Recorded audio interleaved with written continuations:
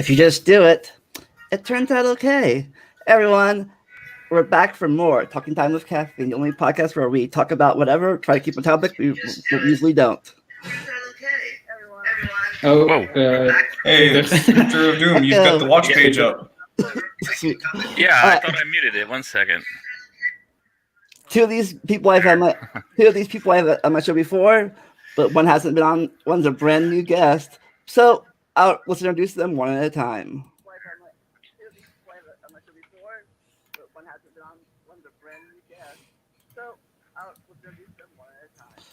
Oh, I think he's still busy muting the. Oh. No, I got it. Sorry. Turns out I had two of them open. I only muted one of them. I guess I'll go first. I go by Scripture of Doom. I was a nuclear technician in the Navy. Afterwards, I got my degree in chemical engineering, and after that, I worked in industrial gases, mainly producing cryogenic atmospheric gases.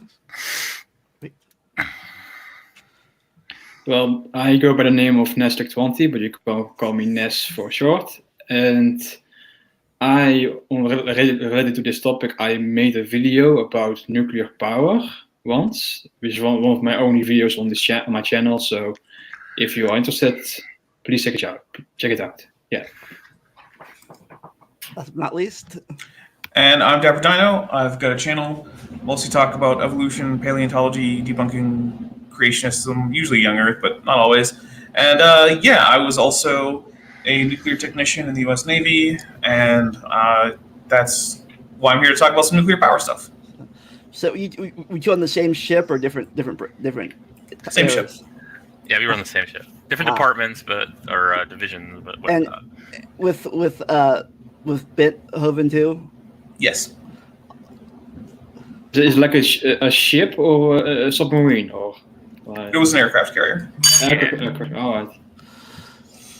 It was a big boy. And y'all played Battleship. Just kidding. We did actually. I did play some Battleship while I was there on the ship.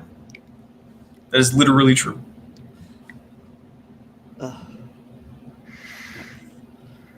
So, what is our topic, Vandalia? Yeah, it is the different sources of energy and the pros and cons and why some people are against it and people are for it. And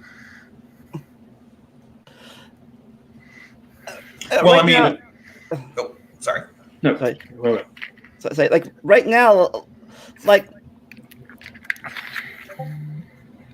mostly on Facebook and stuff. As I mentioned in the pre-show, like everyone's making a big deal that this some kind of key line.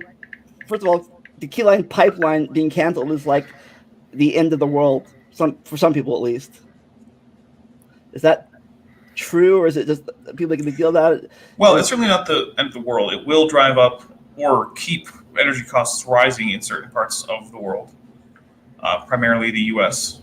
So it will do that on its own.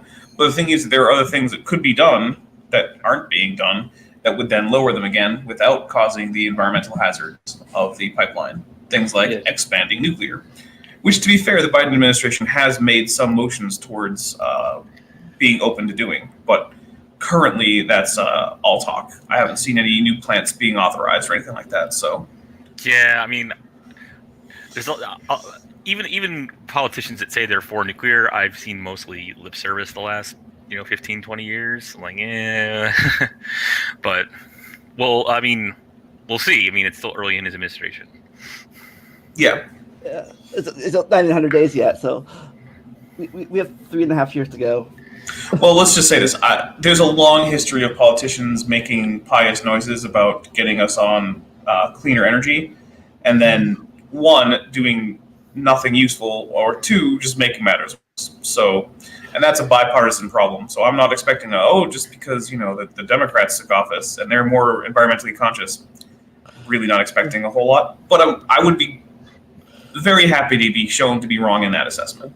Speaking of environmentally stuff, you think people don't like nuclear energy because of that Chernobyl thing 20 years ago or 30 years ago at this point? That the reason people don't like it are other reasons? It's big. That's part of it. Well, It's a certainly is it's a big part of it, yes. Yeah. 3 Mile Island happened before Chernobyl, and so the public perception of nuclear power in the U.S. had already was definitely on a souring trajectory before Chernobyl. Chernobyl was just kind of a second blow. Fukushima definitely was really bad timing because we were kind of like expanding. There's like a nuclear renaissance, some people were saying. Yeah. But the problem is that Chernobyl was the worst nuclear disaster in human history, but what people thought happened and the extent of the damage is worst unintentional nuclear disaster. We're right. That's true. Yes. Okay. The worst nuclear disaster from nuclear power. Right. Yeah. And you also have of course before nuclear power you had nuclear weapons, and that is actually the first thing that people have associated with the word nuclear.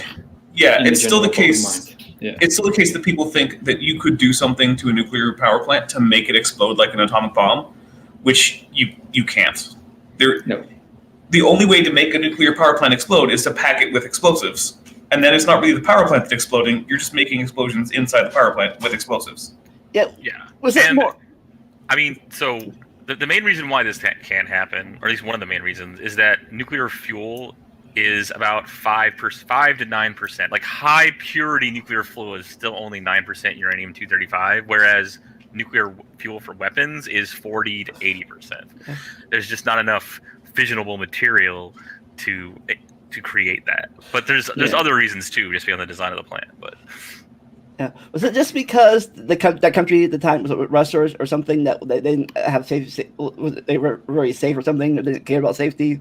Well, it's a combination of a few things. One is that their reactor design, which used, correct me if I'm wrong, but I believe it was moderated with liquid sodium. it was a graphite. No, it was graphite. Graphite, Yes. graphite. Yeah, Yes. I'm thinking of something else. So, one of the things about graphite is when it gets warmer. Sorry, in the meantime, can you stop screen sharing that, but we can all be equally sized. That's on Vandalia. Yes, thank you. So the thing with graphite is that as it gets hotter, it gets better at capturing and then re-releasing neutrons.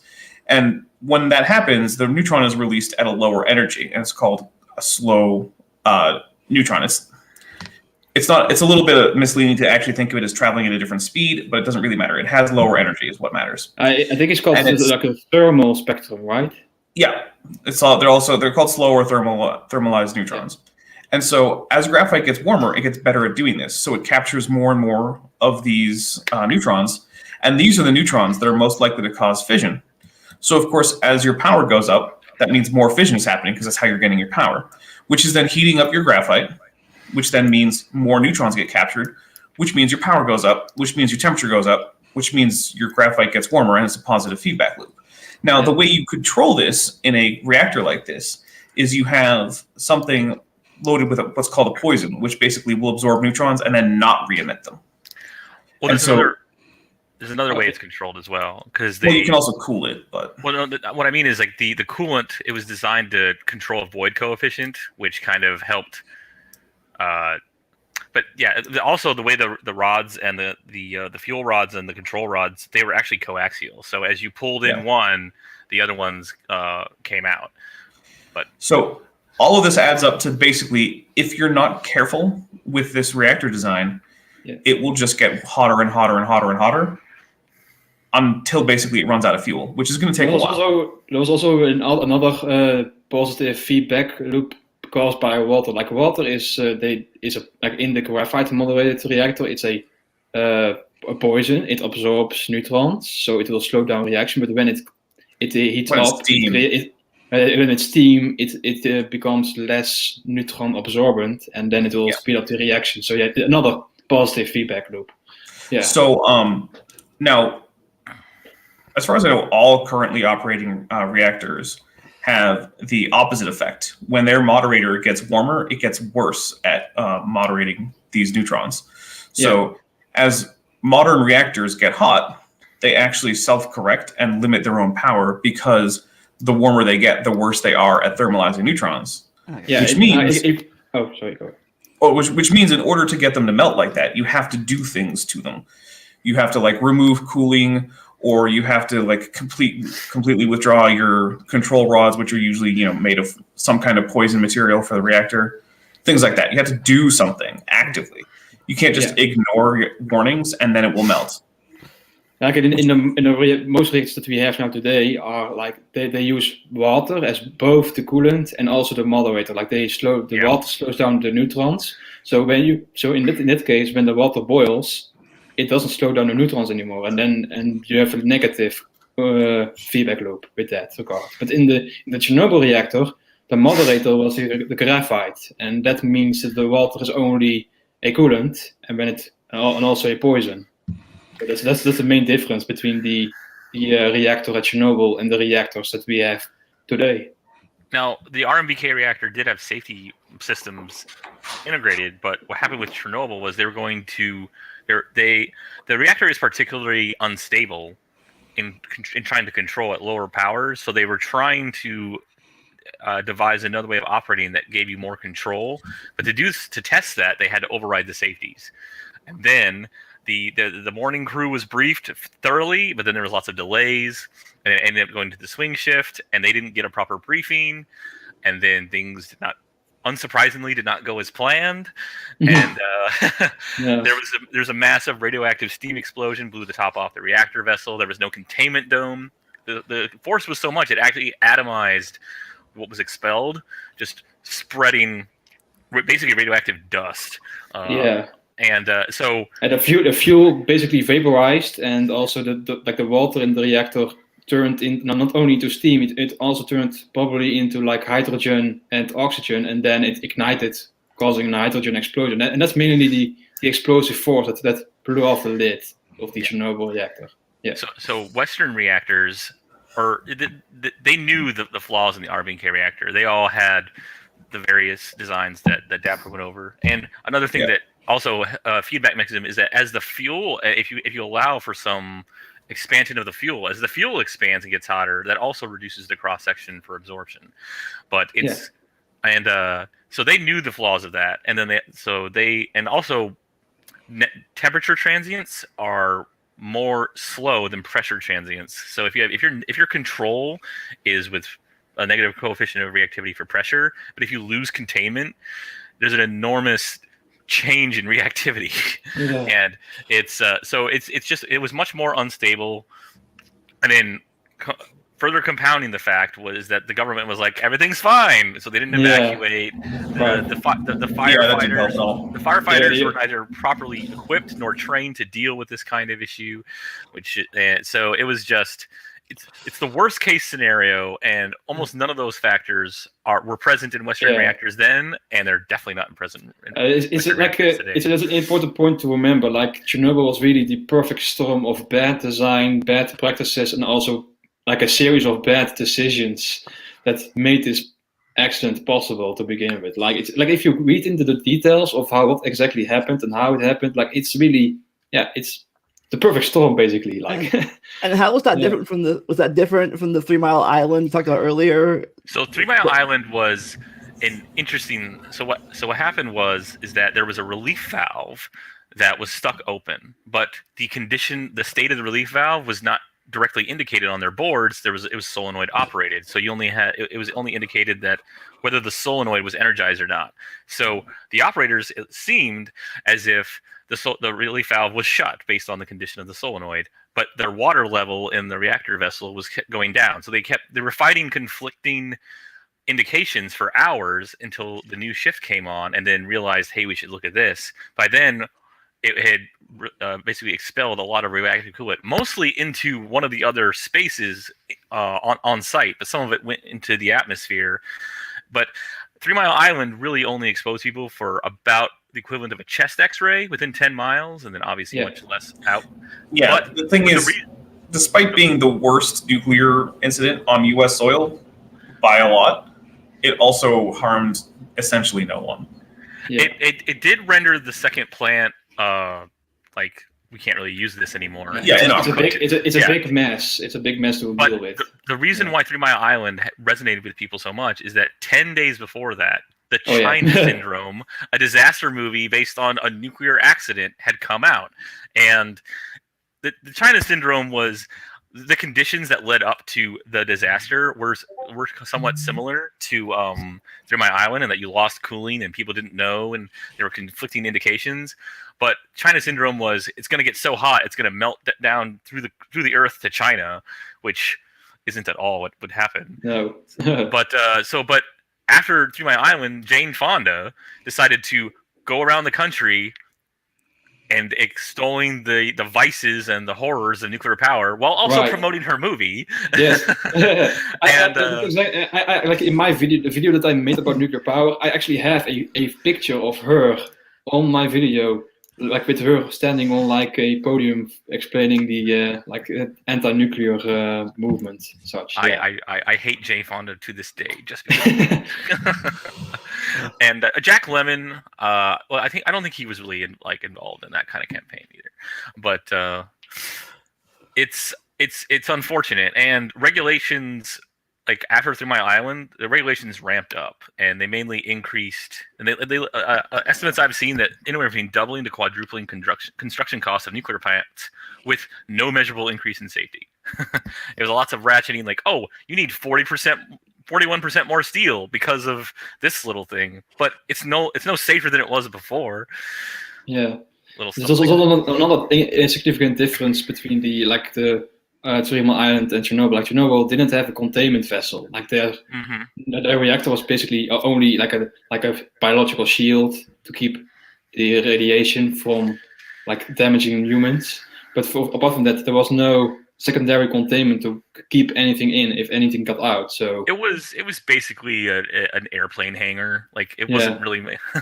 And Fukushima, a lot like there was a somewhat similar. Like there was an explosion inside the vessel, and like there was radioactive material release. But Fukushima had a containment vessel, so a lot of the really more dangerous radioactive stuff, like strontium-90, didn't get released to the atmosphere. Yeah. Is Chernobyl? Can people go there back there again? Is it still actually? The government told everybody to leave, and then some people were like, "This is our home," and within a year or two, they moved back. Like, screw you! And the government was like, "It's not really worth it." There are people who live in there today, and actually, because there's a smaller human presence, wildlife has flourished. Yeah, this is also something I covered in my video. Like Chernobyl basically functions as a wildlife reserve now. Basically, it functions as it. So you would get a higher dose of radiation if you live there, and if there was a significant population, then there would statistically probably be a higher cancer rate. But ultimately, it wouldn't be uninhabitable. You could live in Chernobyl, and sure, it would increase your cancer rate a bit, but it's not a death zone.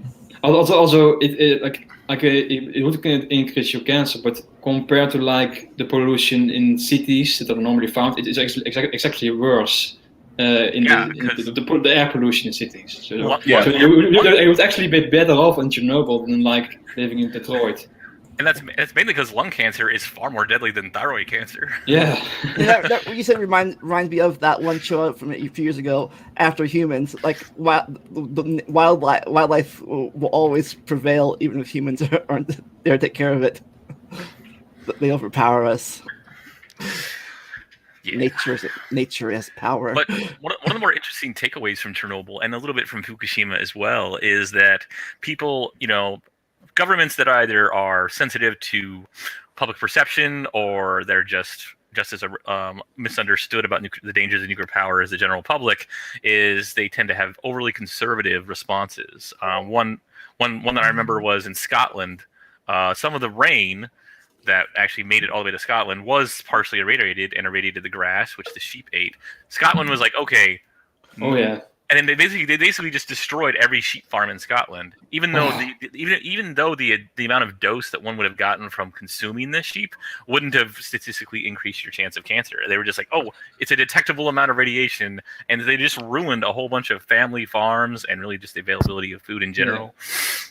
Like I've seen a professor, Philip J. Thomas, like go into like the statistics between the cost benefit analysis of like deciding to like ruin all these sheep as opposed to the risks of the radiation, and he says that it wasn't worth it at all. Like we shouldn't have done this at all. There was no benefit gained from this decision.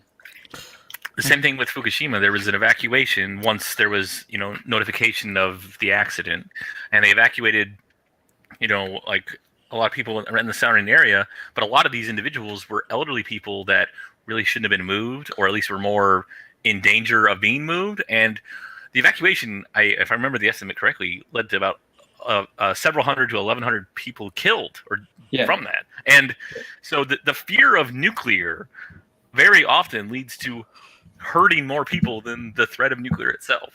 Yeah, it's also an interesting thing to note. Like you have what's called the Chernobyl Forum, which is like a collaboration between the UN and all like many different scientific experts who go into like the damage that Chernobyl caused. And one interesting line that comes from the forum says, "The mental health impact of Chernobyl is the largest public health problem unleashed by the accident today." So it's not the radiation that's the biggest problem. It's the fear, basically, that comes from the accident. Yeah. So, if I remember my terms correctly, the nuclear power they use fission, not fusion, right? Yes. Fission. Yes. Although fission reactors are technically also nuclear reactors, but the ones that we have now are all fission, of course. Yeah. Yeah. Give it 10 years and we'll have fusion, I'm sure. That's what they said 10 years ago too. That's what they said like 50 years ago, man. We've been 10 years away from fusion reactors for decades. I've always heard it from particle physicists that fusion is 50 years away and always will be. Yeah, basically. That's the power the sun uses. Yeah. Yes. And the reason why it's so difficult for us is that the sun kind of cheats with gravity. And the temperatures inside fusion reactors on Earth are an order of magnitude hotter than like at least the surface of the sun, because you have to overcome the Coulomb barrier, the electromagnetic or electrostatic forces that are keeping the nuclei opposed. And since you can't cheat with gravity, you got to add more heat, and that's where all the energy goes into, and that's why it's largely not viable right now. Yeah. In order to fuse them, you have to put a lot of energy in it. But if you put too much in it, then the energy gained from the fusion event will be less than the amount you put into it. So it won't be any net gain eventually. But it's a tricky situation with that. But fission is easy. Fission is like really easy. Like even there was actually a natural fission reactor that occurred on Earth, like somewhere in West Africa. There's a deposit where like over 1 billion years ago there was like a highly enriched uranium deposit that went critical for like a few hundred thousand years.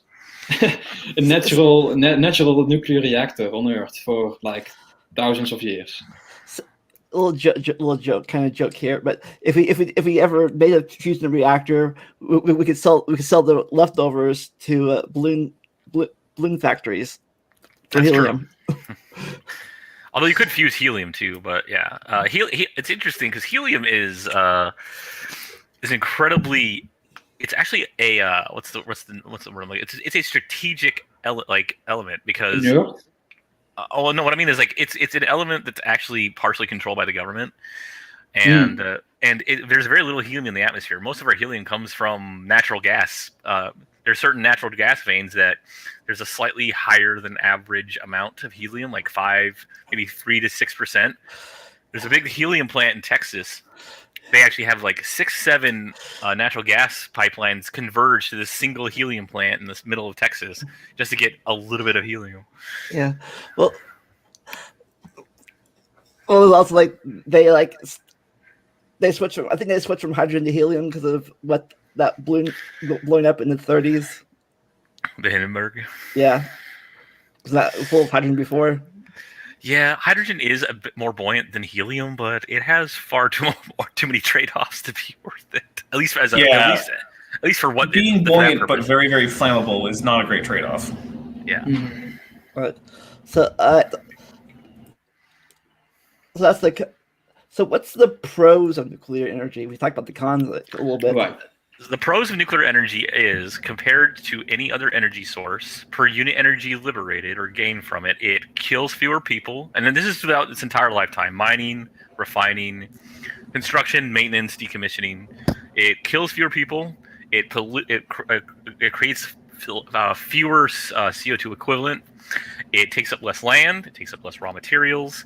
It has the highest capacity factor, so it's the most reliable and the least in need of storage, and it's arguably the most efficient as well. Yeah. Efficiency, that's debatable, but Yeah.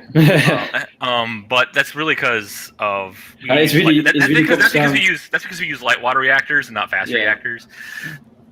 But And it really comes down to the energy density of nuclear, like the physics of nuclear power, like fusing or fissioning and like atoms you release way much more energy than you get from like chemical-based reactions. One thing that is often overlooked is that it's easy to look at just the operation of a plant, but you have to consider what goes into the means to harness that energy. So you have to, like, for other sources, every single source, you have to mine more steel, more concrete, more silicon, what have you, to get the same amount of energy harnessing. And that means more occupational fatalities, accidents, more CO2 being emitted by your equipment, more transport of that material, what have you. Yeah, this is an interesting thing. Like our risk perception is like really bad. Like we tend to be really scared about like terrorist attacks, even though like generally the risk of dying from a terrorist is really low. And also we tend to freak out more about plane crashes than like car accidents, even though air travel is like safer than traveling by your car. Yes. And but if you take the same approach to like nuclear power is actually safer than rooftop solar, because people fall from rooftops sometimes, and even taking it into account, more people die per unit of energy produced from rooftop solar compared to nuclear power. So it's in fact, the second deadliest is hydro, and it's only, and if you in the U.S., I think it's like maybe hydro is 5 times as deadly, but if you look worldwide, because of major dam collapses in China, it's like 50 times as deadly, but it's still less deadly than wind or solar, just because of how diffuse the energy sources are. Right. But, it's also interesting to see like when you make the comparison argument, like, oh, per unit of energy produced, nuclear kills less people, but then people will take, but nuclear still produces the single biggest accidents, so it's still too risky. But when you look at like hydropower, but that's not true even. Yeah, the single biggest accident is the Chinese dam. So yeah. So the estimates for total deaths from Chernobyl, about 36 people died from the accident and the response. But then from like long-term cancer exposure, the estimates are very wildly. It's like 4,000 to 96,000, and that's largely because over time it's hard to distinguish. Well, you got older, you get more cancer, kind of thing. But, I take it. Go ahead. So I will make the point after. Sorry. Oh, but the Bankao dam collapse in China killed 110,000 people and displaced millions more. So yeah. But I think a more resonating example for the public would be just like look at plane crashes. When a plane crashes, you have hundreds of people die, but they're so more infrequent that overall per mile traveled, it's safer. But you had something else to say, yeah. About the estimation about the cancer from the radiation released from Chernobyl, like that is not confirmed. Like these are like estimates based on like the LNT model. Mm-hmm. But like when you calculate the low dose exposure to like a very large population, you get like a few thousand or 10,000 the most. But it would be more accurate to put it into percentages, like how much is the risks for you to die because of the exposure, and when you put it in percentages of increased mortality, then you get a number like less than 0.002% or something like that. Yeah. I have a question. Nuclear. Isn't of course, if you apply the 0.0002% to like 80 million people, then of course you get tens of thousands of people. But that's the reason for the large numbers. Yeah, you want to look at rates, and ultimately you're trying to get energy from these. So how much? What is the cost? Be it materials, human cost per amount of energy you're getting out of it. Yeah, I have a question about nuclear is it, did that they have the same problem as oil and coal as there's limited supply of it, like in the That is highly debatable. So there's about enough uranium in the crust right now to power the entire world, like the entire world for about 230 years at current consumption using light water reactors, if I remember the statistic correctly. Mhm. But there's enough uranium in the ocean, which currently is not economically viable to extract it to power the entire world for 60,000 years. But okay, so we have there's 3 times as much thorium in the crust as there is uranium, and thorium has lots of advantages over uranium as a nuclear fuel. okay, so it's not like we do have not say unlimited supply, but enough supply of it for. Yeah, we're not running out in the foreseeable future, no matter what we do. So nuclear. Also, I think like if you extract uranium from like the ocean, it gets eventually like refilled, because like the ocean, like of course the crust is continuously recycling and it releases thorium and uranium into the ocean again, right? So it's technically renewable as well. Even if it isn't technically renewable, it's definitely sustainable. Yeah. For the long term. In fact, by the time we're really, if we switch to primarily nuclear, by the time we're running out of uranium, we probably would be reaching other problems, or we'd be colonizing other planets. And perhaps we would have invented fusion eventually in 10,000 years. Now there is in 10,000 years we'll still be about 10ish years away from fusion. That's just how it is. Hopefully we'll be speciated by then to our new. I think we'll have a Dyson swarm before we'll have fusion plants on the planet. Yeah. But so there is one thing: you can't go 100% nuclear because. You can't go 100 because you'll have a lot of redundant capacity, and you'll have your capacity factor actually goes down if you have too much. And if seen like what happened in France and South Korea, it seems like 80% is the inflection point. Once you start going past 80, your capacity factor starts going down. But it's still, I mean, it's 92% right now, and then followed by geothermal and at 85 and hydro at 75, where wind and solar are both below 50. Solar is the worst. It's at 25. Thermal solar is 23. It's like a pet project in the middle of the desert. It's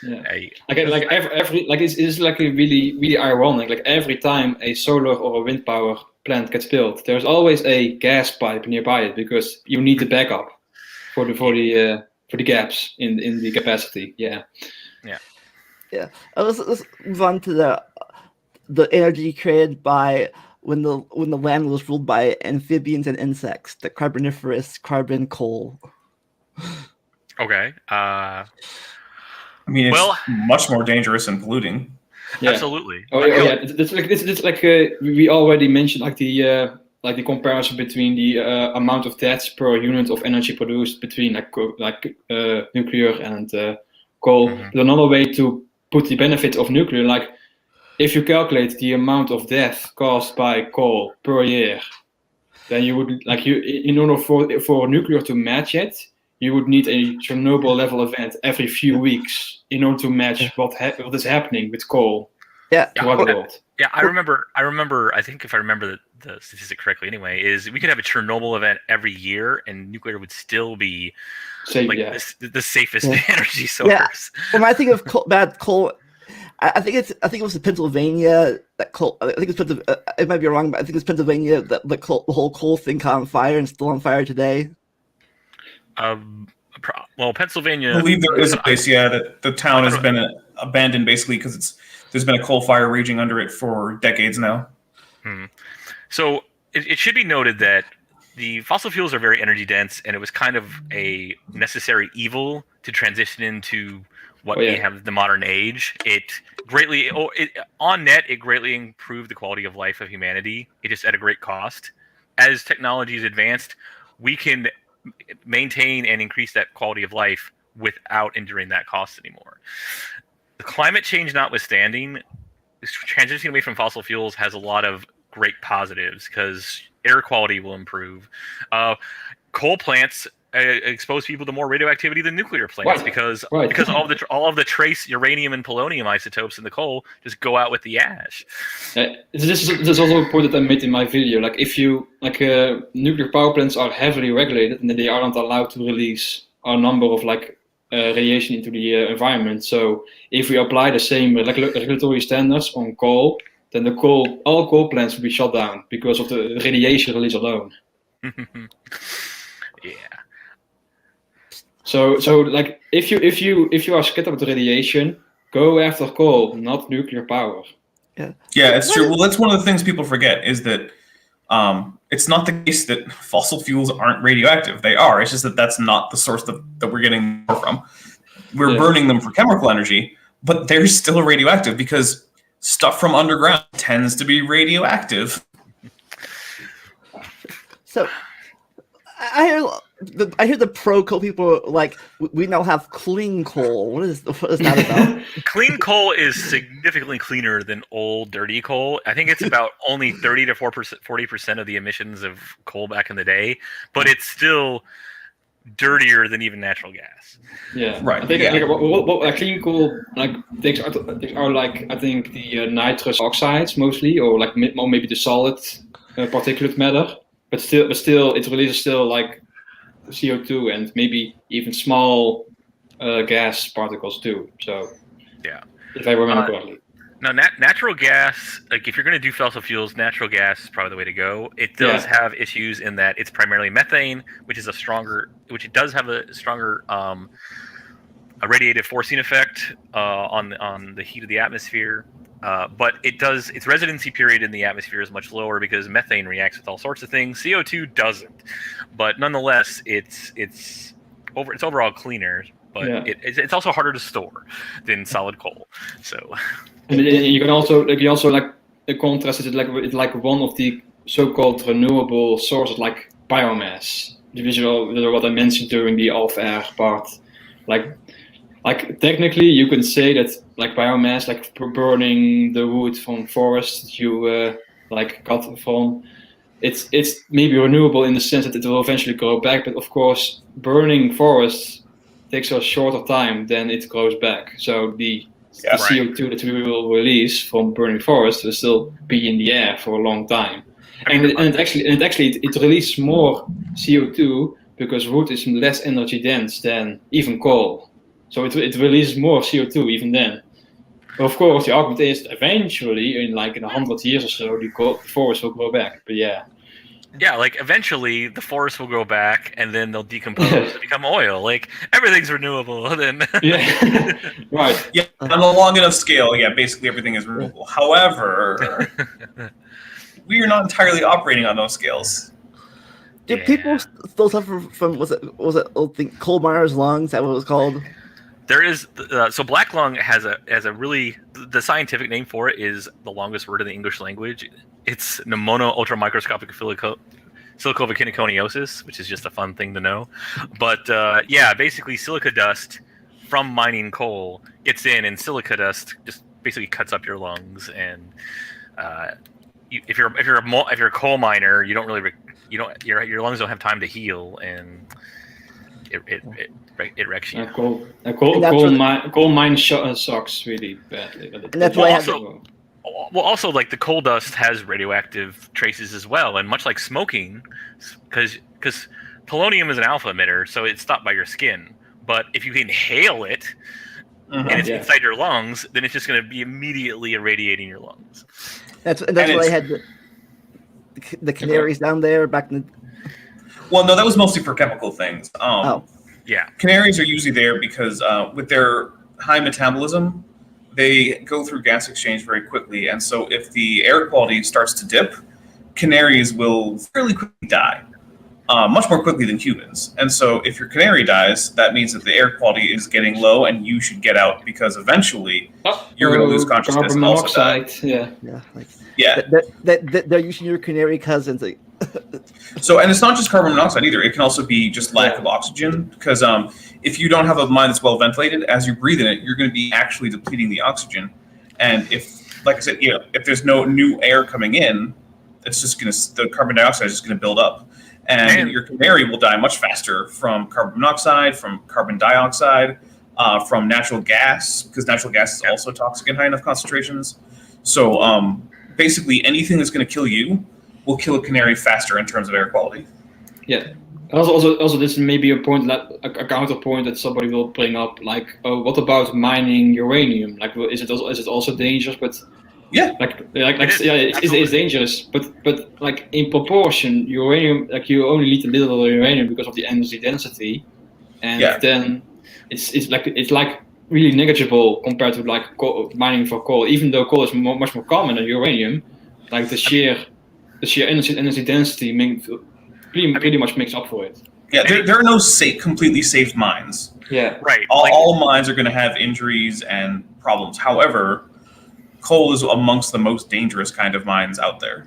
And even if, for example, every material was equally safe to mine, if you have to mine more of it, you're going to have more accidents. So like if someone brings up, oh, mining uranium is dangerous like mining coal, well, so is mining silicon and aluminum and rare earth metals, like all the things you need. And we don't have an option that doesn't involve mine injuries for humanity. Yeah. We have options that can mitigate how many we have, and nuclear is a huge one. If we could vastly reduce coal mining, and really we could probably move entirely off of coal, between natural gas and other renewables and nuclear, we probably don't actually need coal ultimately. I do have a question. There's also another good argument to make. There's also a good argument. Oh, sorry, go ahead. Oh, well, coal has uses other than burning. Like, it is used significantly in steel production, although there are lower carbon steel manufacturing techniques that are being developed. But, I mean, it's definitely better than just straight up burning the coal. Yeah. I have a question about coal real fast. How, I don't know if you guys know this or not, how come in the carbon, they create coal instead of regular fossils, like in the other periods? Why was that the coal period? Well, so I'll go ahead. You know more than this. So basically, do you know what peat is? I think so. So peat is what forms at the bottom of anoxic conditions in swamps, right? So right now in Ireland, there are some extensive peat bogs that exist, and essentially what happens is when you have a lot of plants living in an area for a very long time, they'll start to do things like deplete the soil of a lot of nutrients and oxygen and whatnot. And that creates this situation in which things don't really rot as they sink into the swamp. And that will turn into peat, which still contains all the various biochemicals. And as they break down, they'll start to turn into the kinds of chemicals that you actually get in things like coal and oil. And then over time, the liquids can get squeezed out and migrate as oil, and the solids will end up sticking around as coal. And the reason the Carboniferous has so much of this is because it was extremely wet and high oxygen. So there was just a lot of life everywhere. Just the total biomass in terms of macroscopic organisms was just enormous. And it's also, though, not the only place we get coal. There are coal beds from other periods of geological history. Like there are Jurassic and Cretaceous coal beds. I think that the reason why like most of the coal comes from the Carboniferous is because like this is when like lignin, like the chemical for wood, first appeared, and that is also when like other organisms didn't have the ability to like digest wood. Yeah, that's an important thing too. Yeah. If nothing can digest wood, it's going to turn into coal, and very few things could digest wood when it first appeared, basically. So it's a perfect storm of just the right climatic conditions, the recent evolution of a particular chemical that no one was eating at the time. Yeah, it's like how we use plastics. Like we have suddenly made a lot of stuff that nothing can eat, and now it's like all going all over the earth, like and just sitting there, and like until something shows up that can eat it. Well, it probably will eventually, like the bacteria that got nylon eventually. Maybe it'll be a plastic eating bacteria. There was also, I believe, a bacteria that eventually metabolized a good portion of the oil that was expelled from the BP disaster as well. I can't remember. I don't think it was manufactured. I think it was just Although, maybe it existed just in the ocean, and like we didn't really see the effects until we saw a big spill. I'm not sure of the details there. yeah. Although I wouldn't count on like nature solving our own problems too, right? Yeah. Well, I guess because sometimes we're faster, and nature can adapt. Sometimes, I guess. Yeah, and Yeah. that's Nature also has the capability to like really wreck the environment. Like the Carboniferous was also not really a good thing that happened. Like when you have like a really high oxygen and low carbon, you can get like a really cold ice ages and also like really pretty bad wildfires because the high oxygen concentration in the atmosphere, right? They mentioned that in the walking with big insects. Walking with monsters video. If you ever saw that, the fires, like lightning fires. You would say the dangers of natural gas. Is that where in the old days? I also have several about that where a river, a lake or something was either methane or sulfur, and it killed everything in the lake when it released its thing. That is. I'm not. Yeah, I'm not sure. Colin. Yeah, I'm not sure. I think he's referring to reference to something, but I'm not familiar with the reference. Are you referring to like the documentary Gasland, like where they see like gas explosions from like lakes? Yeah, like maybe from fracking maybe or not. Maybe not fracking, but also this like naturally thing. Like I don't know, it's just thing. I forget where it was called, but there was this lake and something like some kind of gas was released into the lake. And I think I know what you mean. Like there's like lakes in like Africa that sits beneath, like above, like a something that releases like CO2, and the CO2 stays at the bottom of the lake, but some like a landslides like causes it to like be released in one huge surge, and then it chokes everything nearby, basically. Yeah. A cloud of carbon dioxide. Oh, so that's carbon. That's not methane or anything like that. That's carbon. I don't think it's methane. No, I think it's just carbon dioxide. But still, like a high concentration of carbon dioxide is still deadly. Yeah. It's heavier than oxygen. It will displace all the oxygen in the local area. Yeah. And it also tends to react with water to form carbonic acid. And you have like accounts from like survivors who were like choking on air, and like they were painfully, like I think the lungs were like turning into acid, like basically on the inside because of the high concentration of carbon dioxide. So yeah, of course, when you breathe in high amounts of carbon dioxide, then your blood pH will become dangerously low too. Yeah. Which also will, by the way, lower the pH of those lakes too, which is why even when such lakes are not actively venting, they're still not exactly great places for most organisms to live. Talk about the dangers and thing of oil next. Oil from history, like oil was originally got by hunting whales before they found them underground. Whale oil is a little different, but funnily enough, whale oil was rendered essentially obsolete with the invention of kerosene, at least or not the invention of kerosene and making it efficiently by Rockefeller. But that's a different oil, The oil industry did to some extent save whales from going extinct as a group. Right. Yeah.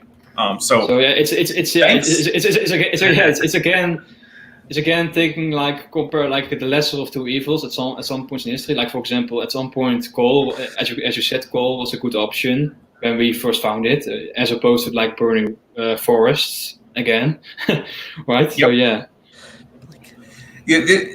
Hopefully the history of humanity will end up being finding a convenient but not very good energy source, and then eventually using it to find a better one and adopting that one until the next better one comes along.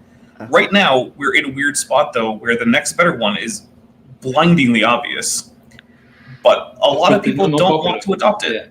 Yeah. And I I think I've seen like one promoter of nuclear power like making the analogy of like when humans first discovered fire. Like there were probably a few people who were like, no, fire is dangerous, please stay away from it. And then but it keeps us warm and it cooks our food. And then the ones that rejected fire were extinct, and the ones that accepted fire, like they moved on. So right, and we are now with the nuclear power in almost the same way. So yeah. I think the main reason is what Ness kind of touched on earlier, is that it's essentially risk perception. You see a windmill, you see a solar plant, they seem very innocuous. You didn't see everything that went into making it. Even a hydro dam is pretty static and just spitting out some water through its. But you see a nuclear plant, even in its cooling tower, billing out all this. They think it's smoke, but it's just steam, because CO2 is colorless. You can't see CO2. Yeah. So, and then also like the negative associations in the past. But like, the whole human first thing is very like, for me, it's just like whoever's saying that is either very malinformed or just tone deaf. Because if it's humans first, then why are you favoring energy sources that kill more people? Yeah, that is. I don't know if you're familiar. I hate to bring this name up. Helen Caldicott. I don't know if you're familiar with her. I'm not. Somebody. I know, like she's like one of the leading anti-nuclear activists, and she's really anti-nuclear, but she promoted using candles in the replacement of light bulbs. That's a terrible idea. That's that is directly pumping carbon dioxide into the air in a way that light bulbs don't do. Light bulbs, an incandescent light bulb is going to cause way less carbon dioxide emission than burning a candle. It's not even a competition. And if you use like an LED, it's going to be like an order of magnitude less on top of that, because they use so much less power anyway. Look, guys, use candles for accent, or if the power goes out. If you think you're helping the environment by burning a damn candle, you're crazy. Also, she said that Fukushima was like many times worse than Chernobyl, and that more people died at Chernobyl than have died from the Black Plague. Those are patently false. Now, Fukushima this is flat Earth or creationist level wrong. Yeah, like Fukushima was many times worse than 3 Mile Island. That's true, but many times worse than not really very bad at all is still not actually all that bad. Also during presentation, she used like this like chart of like the cloud from Fukushima going to like the US. So which has been debunked since 2011, and she's still using it many years later. So if I remember the Black Plague correctly, so according to her, Chernobyl and them killed more than a third of Europe's population.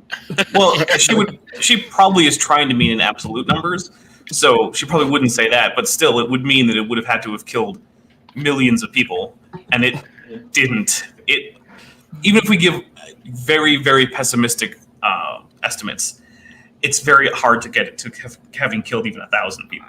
My quick Google yielded the Black Plague in absolute numbers estimated 25 million deaths. Yeah. So she's off by at least 2 orders of magnitude. At least. It's probably more like 3. Yeah. But no, so Fukushima, deaths associated with the accident, the nuclear accident itself, no one died from the explosion or anything like that. There is one death that has been associated with exposure to radiation. But if you can actually live in the Fukushima exclusion zone, and while your exposure would be higher than what is average for background radiation, you wouldn't exceed the annual exposure limit for a radiation worker. Yeah. So you would actually get more radiation exposure if you were like an airline pilot. Oh, well, a lot more in most cases. Yeah. Airline pilots actually are exposed to a fair bit of radiation. That's one of the more radiation-intense jobs that even exists. So although a counterpoint may be like, it's different from getting cosmic radiation, as opposed to like the isotopes. If you get the isotopes in your body and it can bioaccumulate, but even then, it's still difficult to get the accumulation from like in the vicinity of Fukushima. It's not really like much there. If you're a smoker, you're gonna get about 2 to 3 times more.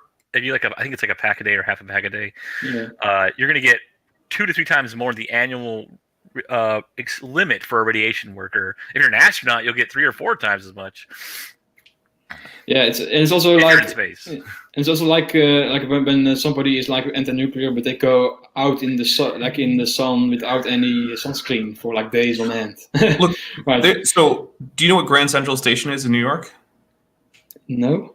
I do. So it's a large granite building, and it is very fancy, and it's one of the biggest terminals. It's sort of a hub for the subway system, or for those of you who are maybe other parts of the world, the underground. With the big clock on the Yeah. I remember. Yeah. That being inside of that gives you a higher radiation dose per unit time than being in any operating nuclear reactor plant will. I can go one better. There's an area. I believe it's in Iran, maybe it's Iraq, or maybe it's Pakistan. It's somewhere in that area. Central Asia. Yeah, and I know it's not India, so it's not that far east. But the background radiation, the natural background radiation, is like 300 microsieverts or per hour. I think it is. It's like something crazy. It's way higher than anywhere else in the world, and they do not have higher cancer incidence rates, like higher than average at all. In fact, there is a little bit of evidence, although it's limited, where they kind of tested people from this area to see their bodily responses to when exposed to more ionizing radiation, and they actually fared better than other people. So So I'm not saying that like radiation's good for you, but the limits that we have for exposure to radiation are overwhelmingly conservative. By far. It's interesting to point out that the common understanding of radiation among the public is really, really bad. Like when you say radiation to somebody, they will often freak out, and when somebody learns that the iPhone emits radio waves, and the 5G scare recently about COVID-19. Oh my god! Controlling our brains to give us the virus. It's also thing, like when I was making my video on the nuclear power, I found like a Greenpeace website which explains, quote unquote, explains radiation, and it lists like a few types, and it says, you have like heat radiation, and you have solar radiation, you have nuclear radiation. And nuclear radiation is bad because it can cause damage, but heat radiation and solar radiation cannot cause damage. I'll tell you what. Let me go stand naked in the sunlight for a few days and see how much damage isn't caused. PSA: don't do that, people. When I showed a screenshot from that page, I also showed a screenshot from like a sunburn. Yeah, it's and the thermal radiation can't hurt you. I'm sorry. Have you not heard of just being burned? Stick your hand in a fire if you don't think thermal radiation will hurt you. When I hear natural disasters and stuff like that, a lot of people think about oil spills and stuff. Mm-hmm. I mean, there's never been a nuclear spill like that. So even in Fukushima, where radioactive isotopes were released to the ocean, the actual measurable effects in terms of like detriment to people or ecosystems were essentially zero from that event. How dangerous are oil spills? Extremely. I mean, it depends on their size, obviously. If you take, an eyedropper and you put 4 drops of oil in the ocean, nothing's going to happen.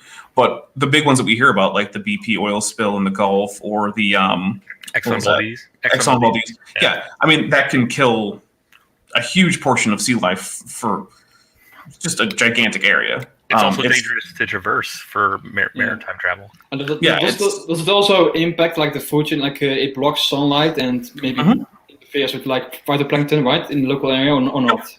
Yep. Well, because oil is one, it's there are chemicals in it that will form. Yeah, it's toxic. Yeah. It blocks out light, not all of the light, but it does block out light, which will cause problems for photosynthesizers. It's mechanically problematic. So things like seabirds that land in an oil slick will have trouble taking off from there. So it causes, just even if you ignore the chemical problems, it's going to just cause straight up mechanical problems for a lot of sea life. It causes mechanical problems also for humans traveling through on boats and whatnot, because your boat isn't designed to run through oil. It's designed to run through water, which has different mechanical properties. I know, shocking. They are some of the worst disasters that happen in terms of ecological disasters. Now, they tend not to have a huge cost in human life, which, I mean, I guess that's a positive. Yeah. Not too many people tend to die, but they're still, I mean, the economic damage that they cause can easily reach into the multiples of billions of dollars. Like the BP oil spill ruined a lot of people's livelihood just based on the fact that it ruined their fishing businesses. I mean, it's a pretty serious problem whenever one of those happens anywhere. Didn't that happen didn't that happen around the area right after near Katrina happening around the same time? It was a few years later, if I remember correctly. Okay. But it was a similar area, yeah.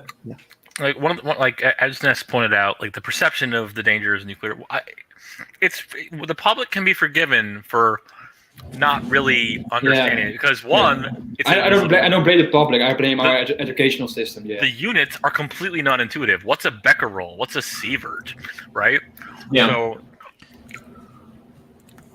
but yeah, the education is really been mostly misinformation from an oddly uncoordinated but odd bedfellows effort by both fossil fuel companies and environmentalists. Yeah, it's really.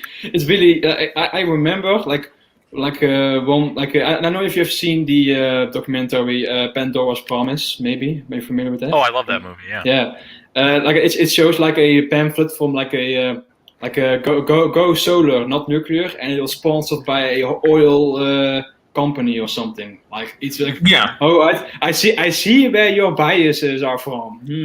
Basically, outside of a few places, one of them being like the Sonoran Desert, another one being like parts of like the Atacama Desert or something. Building a solar plant is the same thing as building a natural gas or oil plant, because you're going to have one of those to make up for lean times in the solar energy production. Yeah, so solar is not competing with fossil fuels. It is helping the expansion of fossil fuels, because there are virtually no places on Earth where you can where you can even make the majority of your power from solar with it. Yeah. I see that. Yeah, it's because solar. I see all these articles about solar energy. It says, and go solar, and then you can sell your excess energy back to the plant. Oh, that does work in some places. Where I live, that works, but it doesn't work in most places. Unfortunately, though, I do have to get going. Thank you very much for having me, and I hope that you guys have a great talk going forward. Later. So one of my favorite things from Pandora's Promise, my favorite moment in it, is there's this one instance where the documentary is looking at an anti-nuclear protest, and one of the guys, I think he was part of the protest. He's going like, "Hey, it's like a snack break," and he starts handing out bananas.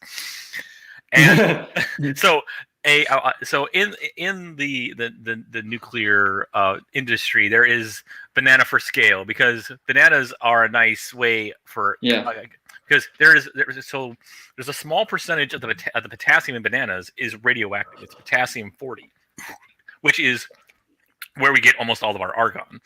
But so that is a nice way of scaling the dosage you would get. I think it's 0.1 microsieverts. I think that's what a banana is. I might be wrong on the unit there. He started handing out bananas, and it was just like, wow, those people will probably get more radiation from eating that banana than they will from being outside that nuclear plant protesting it.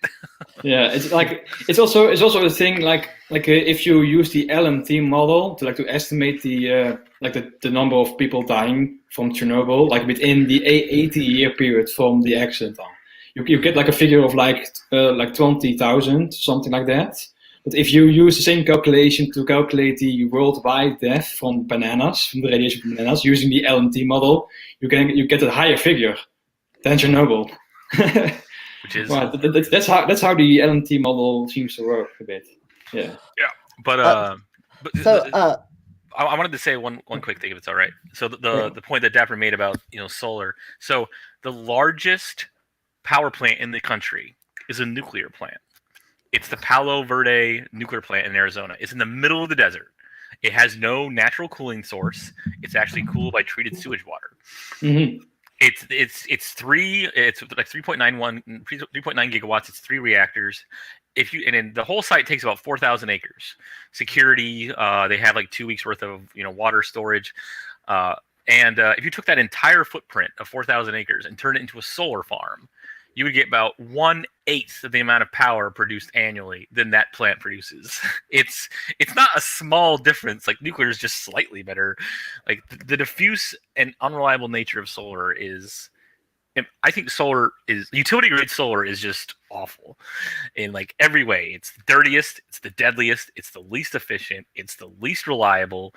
It's horrible. Now residential grade solar, it might have some uses like in like really high desert environment maybe. Yeah, like where other energy sources might not be, you couldn't really utilize as well. But now residential and it's really good. And it's really good in space. Without clouds. Right. So, I mean, I don't have any problem with rooftop solar other than the fact that, like, okay, you're now taking advantage of space that's already occupied, but you can't rely on that. That's just for your home. Yeah. If you have a skyscraper apartment that has 10,000 people in it, but its footprint's only a city block, the rooftop's not going to be able to power. It might be able to power a floor or two, and that's it. Also, like Deborah mentioned, like if you produce like an oversupply of power from your rooftop solar, and sell it back to the grid, that actually might not be a good thing necessarily, because when many people like overproduce electricity and sell it back to the grid, then the grid can get overloaded, and you have a negative electricity price at a given time. Which means the price of electricity can go up and down during the day, depending on how the weather is. It also requires significant upgrades to the grid in general. So those kinds of costs are often not captured by levelized cost. So, go ahead. So I listened to Dapper before he left. If it's not that much energy and stuff, how do people sell the energy back to the grid if that in the house? Well, the idea is that when you're not home and it's daylight, like you're at work, most of your you're probably not running your air conditioner unless you have pets. You're not running a heater. You're not running most of your devices or lighting, but it's generating power. So you'll be feeding stuff towards the grid when you're not really using it. Peak hours are usually between, I think, if I remember correctly, it's like, at least in the US, it might be different in the Netherlands. It's like 6, basically, when everybody gets home from work, turns on all their lights, their devices, turns on their AC or their heating, and it's like 6 to 9 I think it's pretty typical for most industrialized nations. Assuming like the standard workday, like 9 to 5 kind of thing, it's like 6 to 9 p.m. where if not everyone is home, like more people are home during that time than at any other point in the day at the same time. And that's when demand becomes really high. Yeah. Not only that, but the one thing that I think is often overlooked as well is let's say we just with an expansion of electric vehicles, material bottlenecks notwithstanding, is that now charging vehicles overnight, that's going to shift where the peak is, and it's going to get further and further away from daylight hours or or peak wind hours as well. And that's where, like personally, if you were to ask me, I think we should do 60 to 80% nuclear for the grid, depending on the size of your country and where you can build them and everything. And then geothermal, which is very dispatchable. And then tidal. Tidal is nice in that it's kind of like wind, where it's intermittent, but it's predictable, and you can it's much easier to engineer around that. So what is biomass energy? It depends on exactly, like biomass is just energy you get from like biological material. So you can have biofuels from like your leftovers of your crop. Like if you have like corn and the leftover leaves, you can like put it in like a bioreactor to make alcohol and then supplement it into your like car fuel. Okay, but most biomass comes from like burning wood from forests. Okay. and that's basically burned in it's basically burned in also like coal plants. Basically, like you can use coal plants just as easily for wood. If I'm not mistaken, you can just put the wood chips in it instead of coal, and then it functions the same way basically. Okay. Although it produces more CO2 because it's less energy dense. Yeah. And you know more about biomass than me, so correct me if this analogy. This is how I'm understanding it. Is so it's kind of like we could burn coal, but instead we'll burn. Well, one word. It's kind of like saying we could burn natural oil, but instead we'll just burn bunker fuel. Well, we won't refine the oil at all. Or we could burn gasoline or kerosene, but instead we'll just burn pure oil, which is not refined. So is that an appropriate analogy, or is that not really accurate? I don't know. Like I think that the thinking is like forests, they grow back, and then it's more renewable, basically. Yeah, it's. Yeah. So you're using biological material for your fuel instead of like fossil fuels. Yeah, I saw this. And sometimes, like you can also see here that biomass is also contained in the figure, and biomass is even deadlier than natural gas because biomass is also like highly pollutant. It's released like in wood. Wood doesn't only contain carbon. It's not pure carbon. It's also like a lot of nitrogen, and when you burn that, you release like nitrous oxides pollutant into the atmosphere, which is really it causes a lot of issues for health. Oh yeah. So what does this mean? Deaths per TWH? That is terawatt hours. Yeah. Yeah. So it's per unit energy, and I mean worldwide we'd probably measure it in petawatt hours, but terawatt hours are usually what the scale you see for larger industrialized countries. Although I have to stress, like there are other figures that put nuclear power slightly higher than solar and wind. I've seen those too. Those are the ones that don't account for the full life cycle. So when you count for mining, so a lot of it is for a lot of deaths from solar are from installation and maintenance. Yeah, like especially rooftop solar, and same for wind. But when you account for the fact that you have to mine the silicon and you have to deal with cadmium telluride and thin film photovoltaics, like. That's where a lot of the other comes in. There's a lot. Yeah, this is again goes back to the point that was making. Like when you see like a rooftop solar and a wind turbine, people will go like, oh, what harm can it possibly do compared to nuclear? And this actually is something that I addressed in my video. Like my video was actually aimed at a person called Arne Ra. Like he had a conversation with somebody else. And I asked him what his opinion was about nuclear power.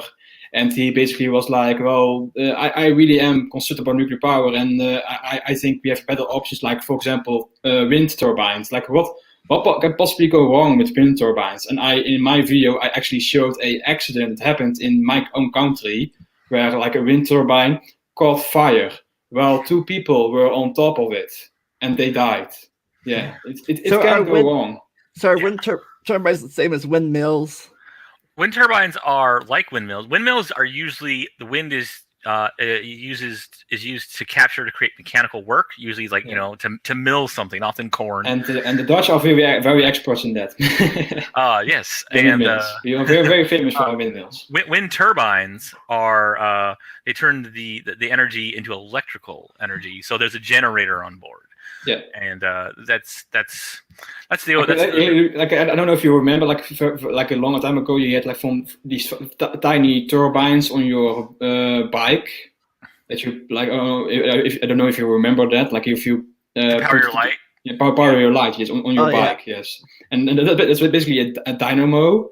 And if you spin the dynamo, it creates electricity. It's basically inside the wind turbine too. But of course, a lot larger than that. So windmills, something that's deal with windmills and solar in particular is the environmental impact that's often unseen is windmills kill a lot of birds. Now the counterpoint to that, and it's a fair counterpoint, is that domestic cats kill far more birds than windmills. And that's absolutely true. It's like an order of magnitude more.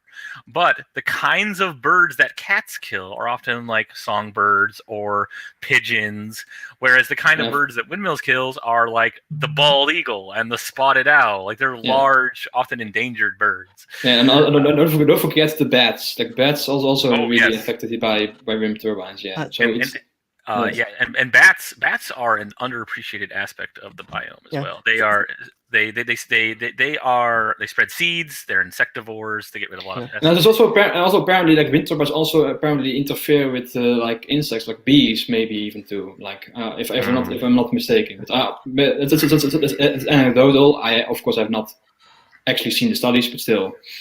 I'm not sure how bees navigate through the air. I don't know if it's based on wind currents or magnetic lines of force like birds do.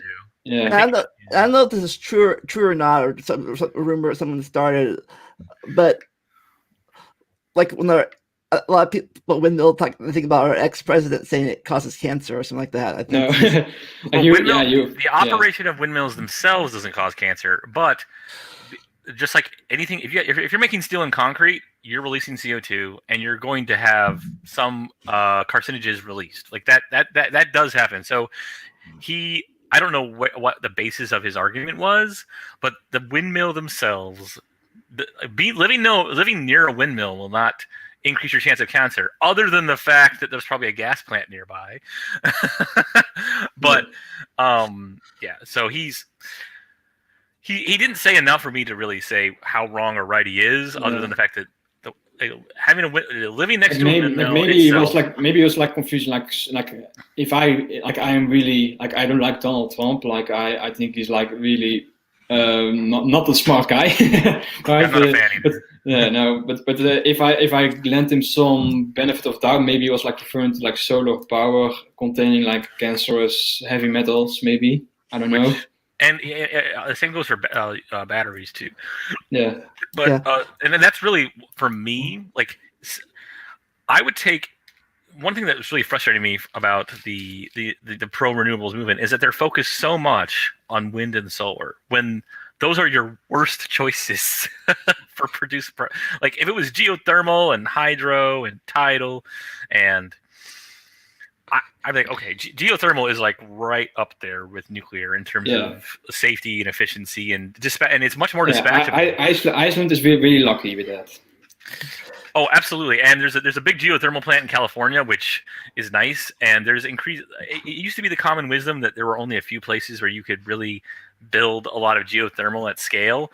But as mining techniques have improved and as the price of electricity has gone, it's actually becoming increasingly more profitable to explore deeper sources of geothermal heat. So the potential is that you could maybe build geothermal almost anywhere in the U.S. That's a lot of what the pro oil people are saying. Is like look at all the jobs oil creates and look at all the batteries for electrical cars and stuff.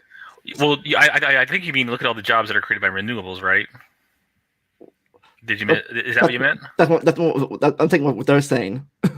Oh well, so I haven't heard. So oil does like everything creates jobs, but it's actually funny because from an efficiency standpoint, one that creates the fewest jobs for the same amount of energy is the most efficient one because all the human capital that if you're going to tie up much more human capital in producing the same amount of energy, that means you're producing less of something else.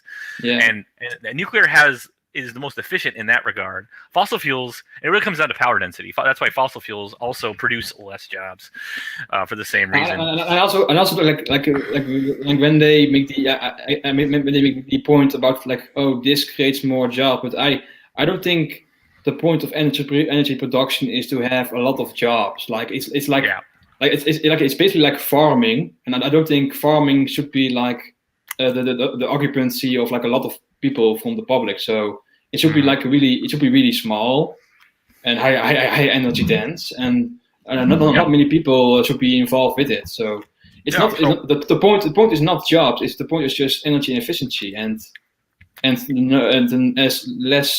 less impact on the environment. That's the point of it. Like the idea that we should go for renewables because they create more jobs is the Luddite argument. The Luddite argument during the Industrial Revolution. Before the Industrial Revolution, 80% of people were farmers. Now it's 30%. But all that human capital was freed up to make other things. It's kind of the core catalyst to the Industrial Revolution is by industrializing, you now are making more out of every unit of human work to improve people's lives. And dams or things that create hydro energy, right? Dams can, most of them do, or not, I don't know if most of them do, but dams don't necessarily, but they often do. Yeah.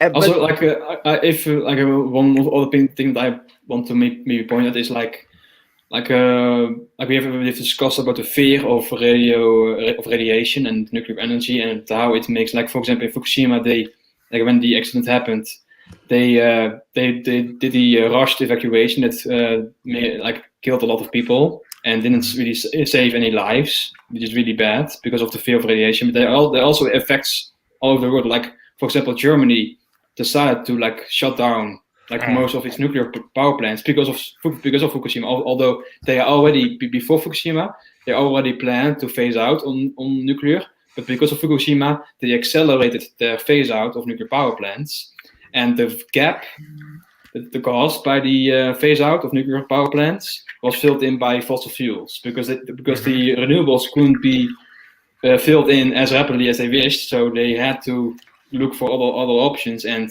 they didn't want to be dependent on Russia for like gas, so they dug up coal in their own country to fill in the gap. So there's also an interesting study that looked at the damage from that decision, and it showed that the phase out of nuclear power plants led to a increase in mortality of like 1,100 people per year because of the carbon intensity of their grid increase. Yeah. Well, sitting there right next door is France, who's like majority nuclear, and he's like, whatever. Bonjour. So do dams cause a lot of problems by backing up water, or it depends on the dam. Like the Hoover Dam, that's that formed Lake Mead. That's an artificial reservoir. So it's rainfall, snowfall, that kind of stuff, and it might even be pumped for all I know. But and then here in Washington is 80% hydro. And it's actually been in meetings with like some of the power utilities, and they're talking about, when they have to buy power when snowfall and rainfall is lower, like in the summer, and when they sell power back in the fall and the spring, all the way down to California. It's interesting. So hydro, the problem with hydro is, one, it can very much disrupt ecosystems. It has a higher carbon footprint per unit energy than nuclear or wind, and I think geothermal as well. And it's also actually a higher risk. Like one nuclear power of one dam can cause more damage than one power plant of a nuclear power plant. Yeah, potentially. Oh, yeah, absolutely. If it breaks in the water at one time. Oh yeah. Yeah. But we have many examples of, like, for example, the Chinese dam, like the Banqiao dam, I think it's called, and also like there's also a famous example in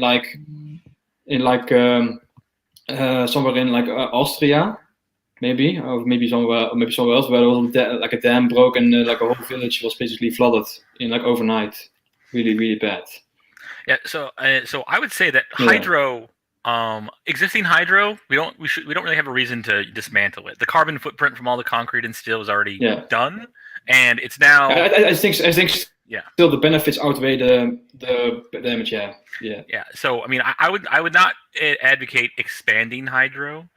Pumped storage sounds nice, but there's a limited area, like a number of places where it can be used at scale. People like to say, "Oh, there's pumped storage." It's like you can't really get as much as you think out of it as many places as you want. Now, for example, the one thing that might save like the renewables of our wind and solar is like efficiency storage. Of like you can store the excess energy you can get from the day when solar is really high active, and you store it and then you use it during the night, for example. And then hydropower can be used to store energy that way. But like I like how they calculate it. Like you in the US, you would need more water than the US consumes in like an entire year or so to be able to store enough energy that way. So like Dapper mentioned before he left, like solar is more for individual houses instead of not communities or cities. So the advantage of residential solar is that you're not taking up more space. You're just your roof is just there. Why not just make use of it, kind of thing? And you can supplement your own power consumption. But to rely on it for utility grade solar to just power everybody, and it's important to remember that a significant portion of the energy grid is powering industry. It's powering factories. It's powering chemical plants. They don't have roof footprints big enough to power themselves from their own solar, and they operate 24/7. So unless you want to greatly expand storage, which itself increases cost and increases carbon footprints, then you really shouldn't be relying on solar. Now thermal solar is interesting in that it's usually a liquid salt, and you can actually store it and then use it later. But thermal solar, the problem is that it takes a huge amount of land, and it's still very inefficient. What is thermal solar? What is that? So thermal solar is so what it does is it uses the heat instead of using the light and exploiting the photoelectric effect from solar. It actually uses the heat. So we often see you see this large tower, and at the top of which is a vessel, usually filled with like some kind of liquid salt, and then it's surrounded by a bunch of concentric circles of reflecting mirrors that just focus it right into that vessel, kind of like a big magnet. So kind of like a concentric. And occasionally, they might produce a flying fright bird in the sky. Yes. Yes. If birds get too close to the tower, they'll get hit by multiple beams, and they may in fact ignite. Yeah. So thermal solar is does that, and it does have the advantage over photovoltaic solar in that you can kind of control when you can utilize it, but it takes up so much land, and it's just very, and ultimately you're just then using that liquid salt to run a steam generator. So it's still very efficient. It's actually less. It has a lower capacity factor than photovoltaic solar as a result. Yeah. But it looks cool. It basically trades.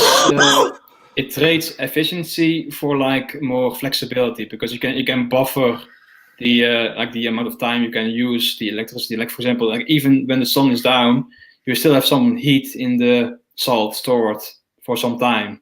But of course, the efficiency is low, because then you convert heat into steam and then steam into electricity. But with photoelectric, you convert the energy from the photons directly into electricity, which is much more efficient. So you can't get solar. Is there any way to get moon panels from moon light, or is that? Well, I mean, you joke. But there is space-based solar is a concept. The problem is that there's two main problems. There's the material. Well, actually, there's three. One is the cost of getting it into space. Two is the fact that it's difficult to maintain, because now it's exposed to cosmic radiation, exposed to micrometeorites. And the third one, which is really the biggest one, I think. Well, no, it's not the biggest one. Probably the cost to get it. The third one is transmission. So you can't have just a big extension cord, several miles into space. So you have to transmit it down through microwaves, which immediately means now you're only getting about 20% of the power, and now you have this giant microwave pointing down to a collector, which hopefully wildlife or aircraft don't fly through.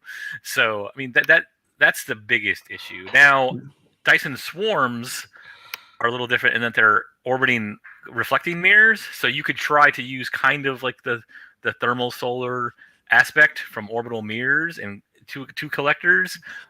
I don't think that's really economically viable yet. It's kind of a sci-fi fantasy thing. Okay. Yeah. Maybe one day, but or maybe, I mean, this is just me speculating now. Is like if we had space stations, because the light there's less attenuation from the atmosphere, you might be able to get moonlight to help power them. But I mean, I don't. That's probably just sci-fi fantasy stuff. Yeah, you mentioned geothermal energy. What is that? So geothermal energy is when you basically tap in. There are water tables that are close to. I was going to call it geothermal vents but radioactive decay and tidal heating leads to heating various parts where there's water. Like Yosemite is a perfect example. Like geysers and stuff. Okay. And deeper down, you see more of that, and it's also hotter. But the deeper you go down, the more issues you run into from heat and pressure. Like underwater geysers and stuff. Yeah, and so geothermal exploits that, where you now have this heat. It's either very hot water, sometimes it's even steam, and it's brought up to the surface or just below the surface, but it's usually the surface, and then that's used to run steam generators. Oh. And I can't speak for every geothermal plant, but I imagine it's for anywhere that has a sizable investment. Is that they can also that water eventually runs out, right? So they will also pump water back down in, because to then get heated, and then I think they have a cycle like the steam that they use to run the turbine. It gets cooled somewhere, and then they run it back into the earth. Yeah, I think they have to treat the water, and they have to remove like sulfurs and stuff that.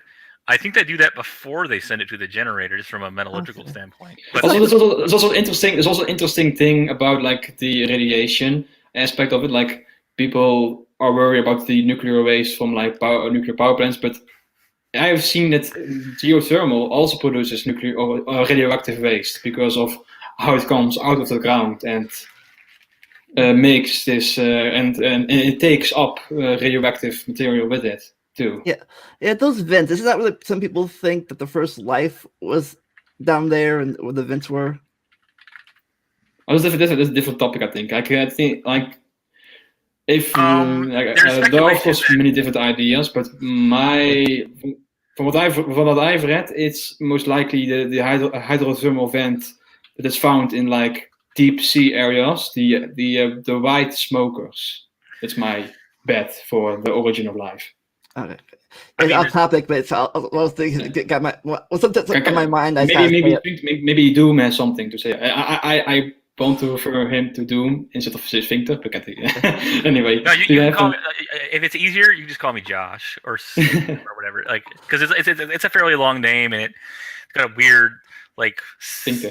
Yes, sphinct. Like that's kind of an odd syllable to pronounce. So, if Josh is easier, or Doom, or Doctor do you also have like an opinion on like the origin of life, maybe?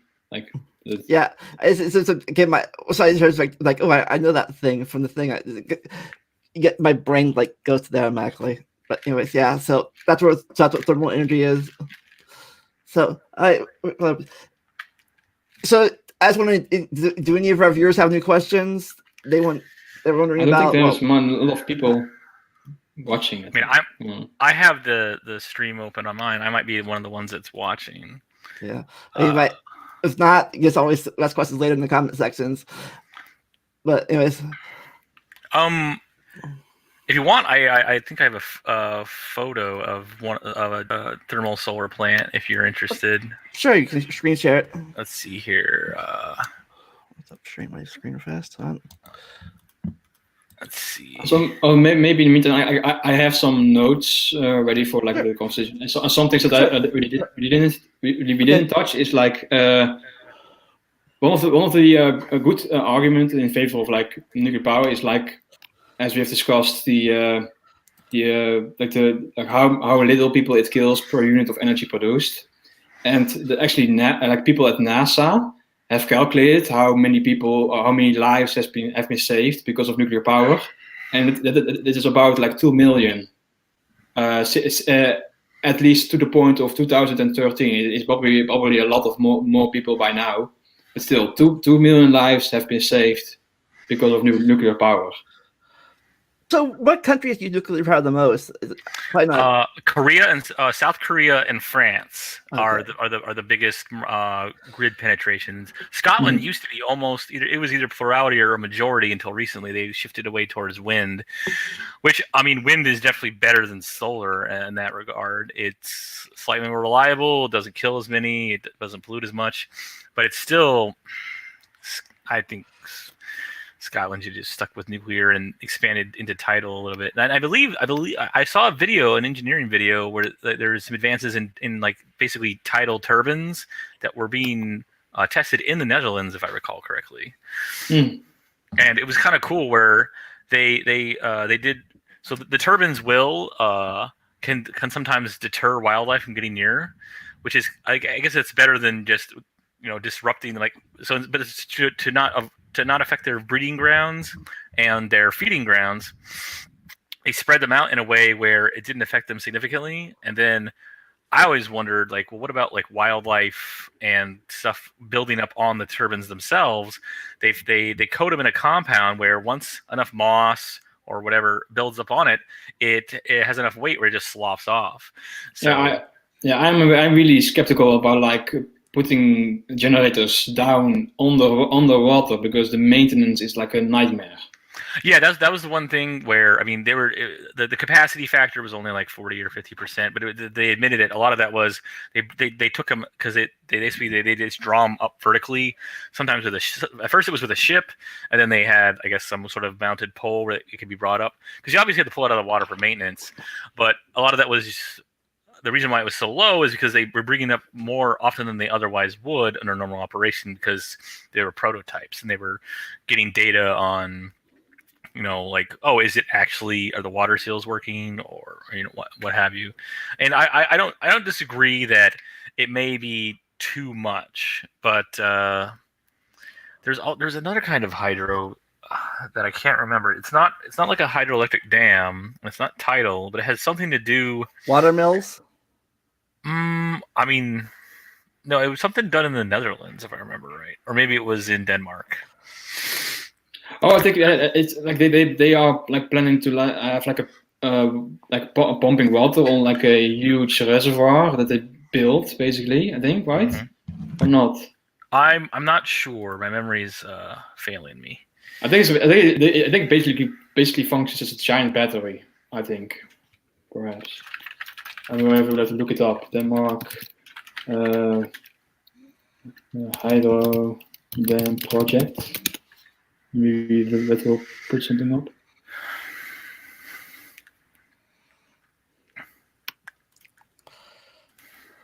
Let's see here. This particular solar plant, I don't think this thermal solar plant is the one in Mojave. Let's see here. The one in Mojave is the Ivanpah plant. Let's see this one. I also remember like about the Mojave. Mojave. About the Mojave Desert, like I think it's also the one important point to bear in mind is like when people promote renewable energy or renewable powers, that they often are like environmentalists, but like renewable energy take a lot of land, so it's pretty environmentally destructive. Even in deserts, like you have in the Mojave Desert, you even have like very rare plants that they had to cut them down in order to build the power plants there.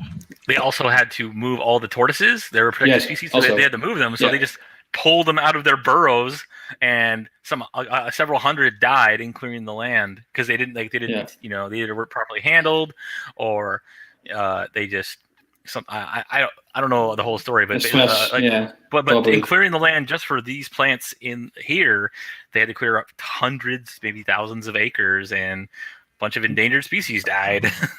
Yeah, if this was regarding a nuclear power plant, like if it was in the news, like we are planning to build a nuclear power plant, but we have to move these endangered tortoises, environmentalists would have gone nuts. I guarantee it. Environmentalists would have gone nuts. But of course, since it's a solar power plant, everyone will stay quiet. Yeah, at the risk of sounding a little salty about it, environmentalists, they don't want us to subsidize renewables with tax dollars. They're perfectly okay with renewables being subsidized by the lives of poor and working class people. Which it sounds really like grim, but their entire idea was we should get away from fossil fuels because it's killing too many people. It's like, well, I mean, yeah, solar. It will create a lot of low-paying, boring, monotonous maintenance jobs. Yes, for the lower class. Well, not just that, but also like all the poor people that are having to mine cobalt and silicate in Asia. So let's see. Here's and also the waste from like solar panels. They need to be reprocessed, and of course it will most probably end up in like electronic waste piles where poor people go in and they take out the electronic stuff and poison themselves with the things. Yeah. So I changed this. This is And, compared to nuclear power, like the waste from nuclear power, yes, it's dangerous, but it's very small, and all of it is contained. All of it. Yeah, so this is the Palo Verde nuclear plant in Arizona. So these are all, massive cooling towers. Here are the reservoirs. These are all, for the most part, these are all 3 isolated plants. They're just on the same site. They might have a few cross connects. They have separate departments, divisions, all that stuff. And then, yeah, so this right here is the containment dome for each, and this is where the containment dome is where the reactor compartment is, and that's where the reactor vessel. The reactor compartment, so this is also an important thing. So for those who may not be aware, so there's the primary and the secondary and the tertiary aspect of the plant. The primary is where all the radioactive stuff is. It's where the reactor vessel is, the core. It's where any kind of pressurizing vessel is, the pumps that circulate it through the core, and also the steam generator, where the heated coolant goes through to then boil off the steam, which then drives the turbines in the secondary system. The secondary system is where the energy is actually harnessed, and all the support systems, oil, water, steam, all that. And then the tertiary system is pretty much just the cooling system. And the cooling system then, after the steam is boiled, goes to the generator, and then it's recondensed by water through this coolant, the cooling system, and then it's then pumped back into the steam generator. So it's a closed. There's 2 closed circuits. Yeah. And then now the tertiary system can be a closed circuit, but it's almost always it's almost always an open circuit. For ships, it's the seawater. The seawater goes through the condenser, and then for a lot commercial plants, it's almost always a cooling tower. The cooling tower isn't what the water goes through, gets heated, taking on the heat from the condenser, and then it goes to an evaporative cooling tower, which then cools down the water back before it gets recirculated. And where I used to work, I worked at a cryogenic distillation plant, and we had evaporative cooling towers there too. And in Washington, because of the humidity and because of thermal layers, you would sometimes get the cooling tower plume grow right over the highway. And some people kind of freak out over it. Like, it's just steam. It's not even a high temperature steam. It's not going to hurt you. It's hydrogen monoxide. Oh no. Yeah, but like at night when there's already fog, when there's freezing fog, and then you see this plume go over. Like, it actually is kind of cool to see. But if you don't know what that plant is, and you look at it, it honestly looks. It has big cooling tower, distillation towers. It kind of looks like an oil refinery because it's got cooling towers and distillation towers. But it's really just, it draws in the air, compresses it, liquefies it, and then distills the air into its separate nitrogen, oxygen, argon. And it is carbon neutral. It's carbon neutral. The process is carbon neutral because we pull out the carbon dioxide from the air because it'll freeze in the process, and then we take that carbon dioxide and put it back into the air because it's just not economical to store it, and we're not putting more carbon dioxide in the air. We're just putting that carbon dioxide that we don't want to use back, kind of thing. And we take the water too, but nobody cares about that. Speaking of nuclear waste, a lot of cartoons in the 80s and 90s talked about how it damages the environment, like Captain Planet and The Simpsons and stuff. Well, Captain Planet was for kids for a reason. So The Simpsons absolutely, I think, has done helped at least reinforce the perception that nuclear power is unsafe. But really, when you think about it, if someone is incompetent as Homer in this fictitious scenario, still, like, when the nuclear plant isn't blowing up, it isn't creating all sorts of problems. Now, obviously, because of Mr. Burns, like the three-eyed fish. It's going critical. Yeah, that's the point. Yeah, it's going critical. Oh man, I've lost count of how many times I face rolled on that. So criticality is in nuclear physics means something very different. It essentially means that however many neutrons are being produced from the fission are being used up in the fission reaction to create fission are also the same number of neutrons that are being created from the fission reaction. So it's a steady state kind of thing. So when you start up, you have to be super critical. You have to actually make more neutrons than are being used, and you control the rate of the action with the control rods. It's usually hafnium, but not always. And once you reach the point that you want to be at, then you bring in the rods to be steady state. I mean, and if you want to do a controlled shutdown, then you bring the rods even further, so then you're subcritical. Yeah. And if there's some sort of accident where the core might get too hot, or it's a drill, or like there's lots of reasons. The lifetime over the lifetime of the core, because poisons are put into the core, and also fissionable radioactive decay products also accumulate in the core. There's a zone that you're allowed to operate, temperature and pressure, based on the lifetime of the core. And if you're running the risk of falling outside that zone, then there's various safety mechanisms as well as manual intervention to scram the reactor, where you basically release the clamps on it, and they're usually magnetic clamps, and then gravity will bring it down. But often springs assist in the speed. It's really fast, also. Oh, it's for humans, it's essentially instantaneous. But it is also one thing that happened in Chernobyl. Like Chernobyl also had control rods, but these control rods, like, we really moved in very, very slowly to stop the reaction. So, it's one of the things that makes Chernobyl really, really a bad design for a reactor too. Yeah, the Chernobyl design. Like, now, I should say, I know Canada has a reactor design that doesn't use a graphite moderator, but it is like the negative coefficient of reactivity for pressure. As it can do, right? Yeah, the can do. I don't know much about it, but from what I understand, it just doesn't use a graphite as a moderator, which is the bigger. Yeah. Oh no! Wait. It's I think it's moderated by heavy water, right? Or not? That does sound familiar. Yeah, and I mean, that makes sense.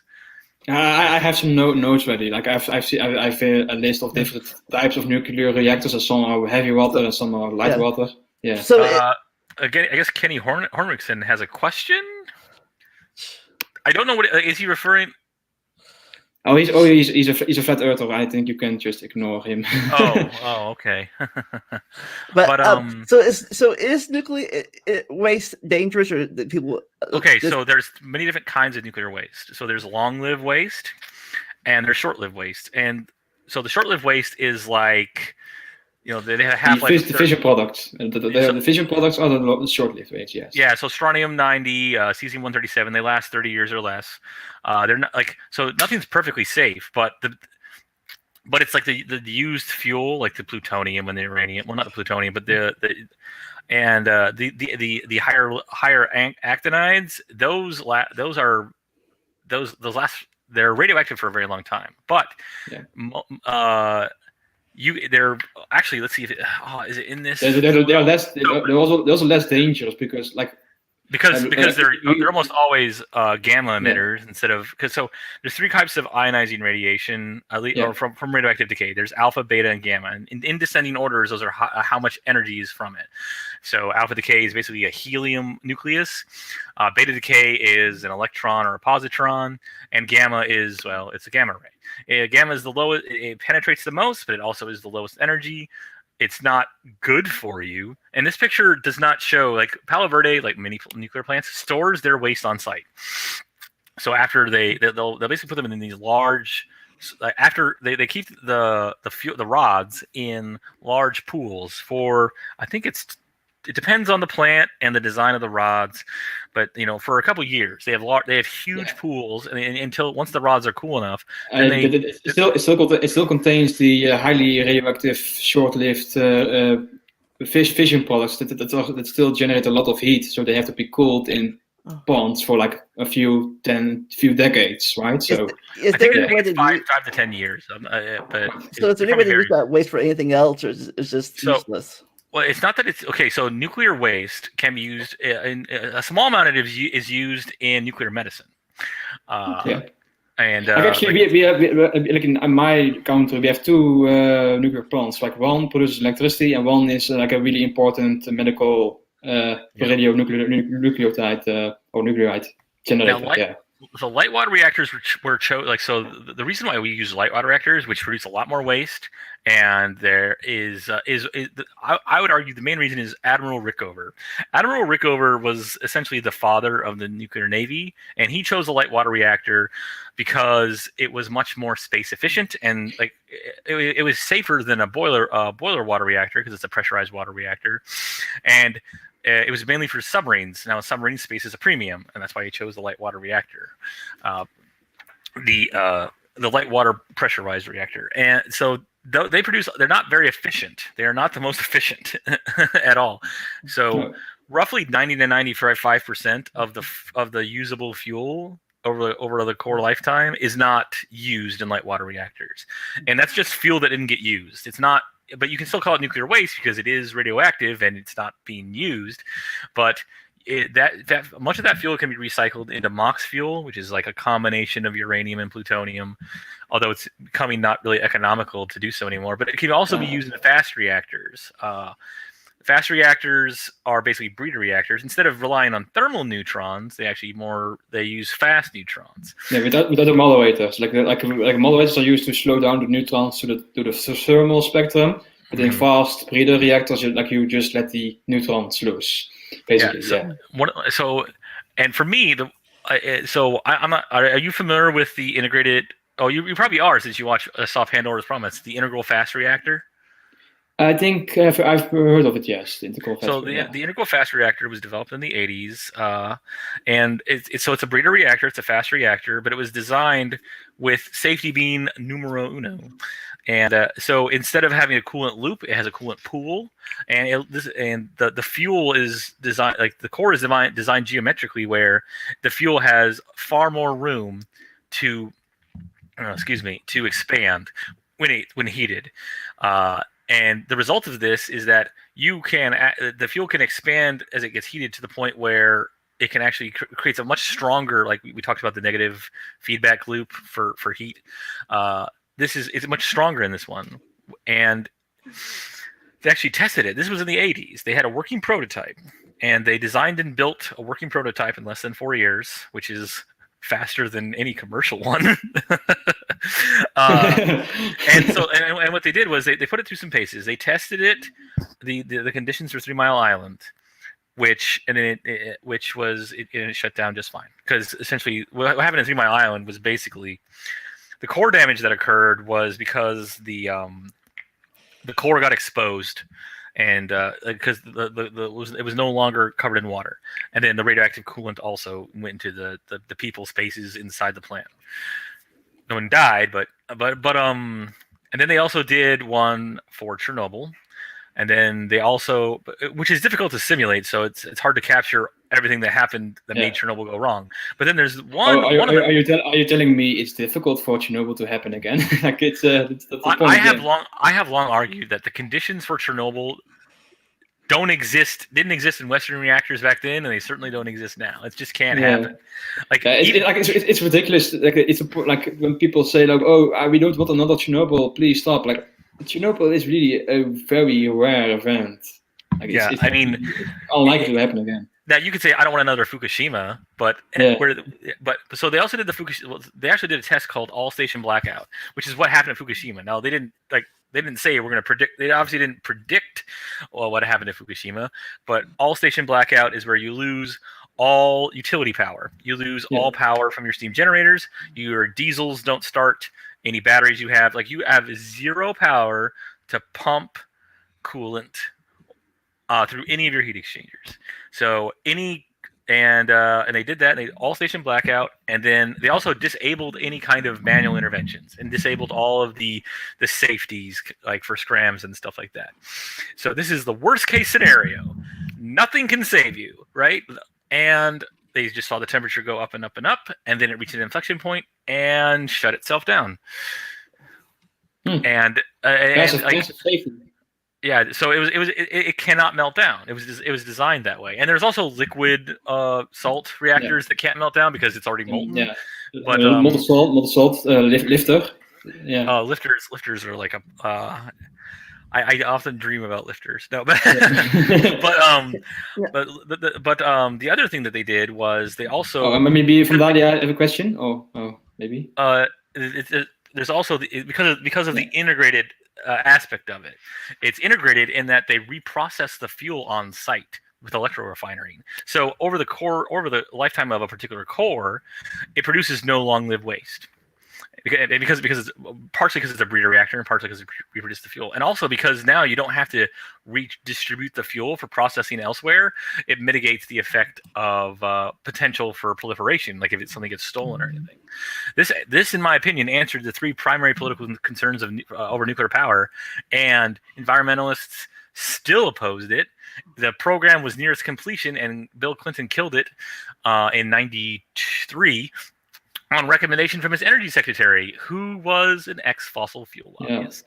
They oppose nuclear energy because of the problems, and they oppose any solution to the problems. Nuclear energy would work on a flat Earth, although you might have to spend a little bit more energy in pumping your water. Now you mentioned that the nuclear plants produce that steam and not carbon dioxide or monoxide. So what you're seeing here, these are evaporative cooling towers. How they work is it's kind of like a swamp cooler, like scaled up. So you'll have your returning stream, a hot stream after it's taken the heat out where it needs, and then it goes to the top of the tower and it basically sprinkles down, and then you have forced air that draws air from the bottom, forcing it up, and this causes some of that water to evaporate. And just like when you sweat, it takes away even more heat away from you, leaving the water that doesn't evaporate to actually go down in temperature. And it goes down into a basin, and it's pumped back into the cooling loop. And what you're seeing there is steam. The steam that's the steam evaporating. Okay, so it's not like the coal plants that produce the carbon monoxide. So coal plants have cooling towers as well, but they also have have towers that pump out. You do not. Yeah. CO2 is colorless. You can't see CO2. You can see smoke. So if it's black, it's probably just the ash from the burning of the coal. But coal plants also have cooling towers. So you'll see both there. Yeah. But you only see these these white. I don't know how you can describe the shape, oval shape, like these cooling towers, but. With coal power plants, you also see like these just cylindrical, small, short, tall towers that I think they're called the hyperbolic ones. Hyperbolic, the ones you see in The Simpsons that's the classic design. I think these ones, what I would imagine is they're probably most of it's underground. I'm just guessing because but it might be for like an air clearance thing, like because then you can have helicopters fly over them and not have to worry about that kind of thing. But I mean, yeah, this plant here supplies about a third of Arizona's power. Yeah, and this is one plant. I think one issue that we haven't touched upon is like the concern about proliferation of nuclear weapons from nuclear energy. Maybe you can talk about that. Yeah. Well, they're pretty tightly controlled. I think it's still over.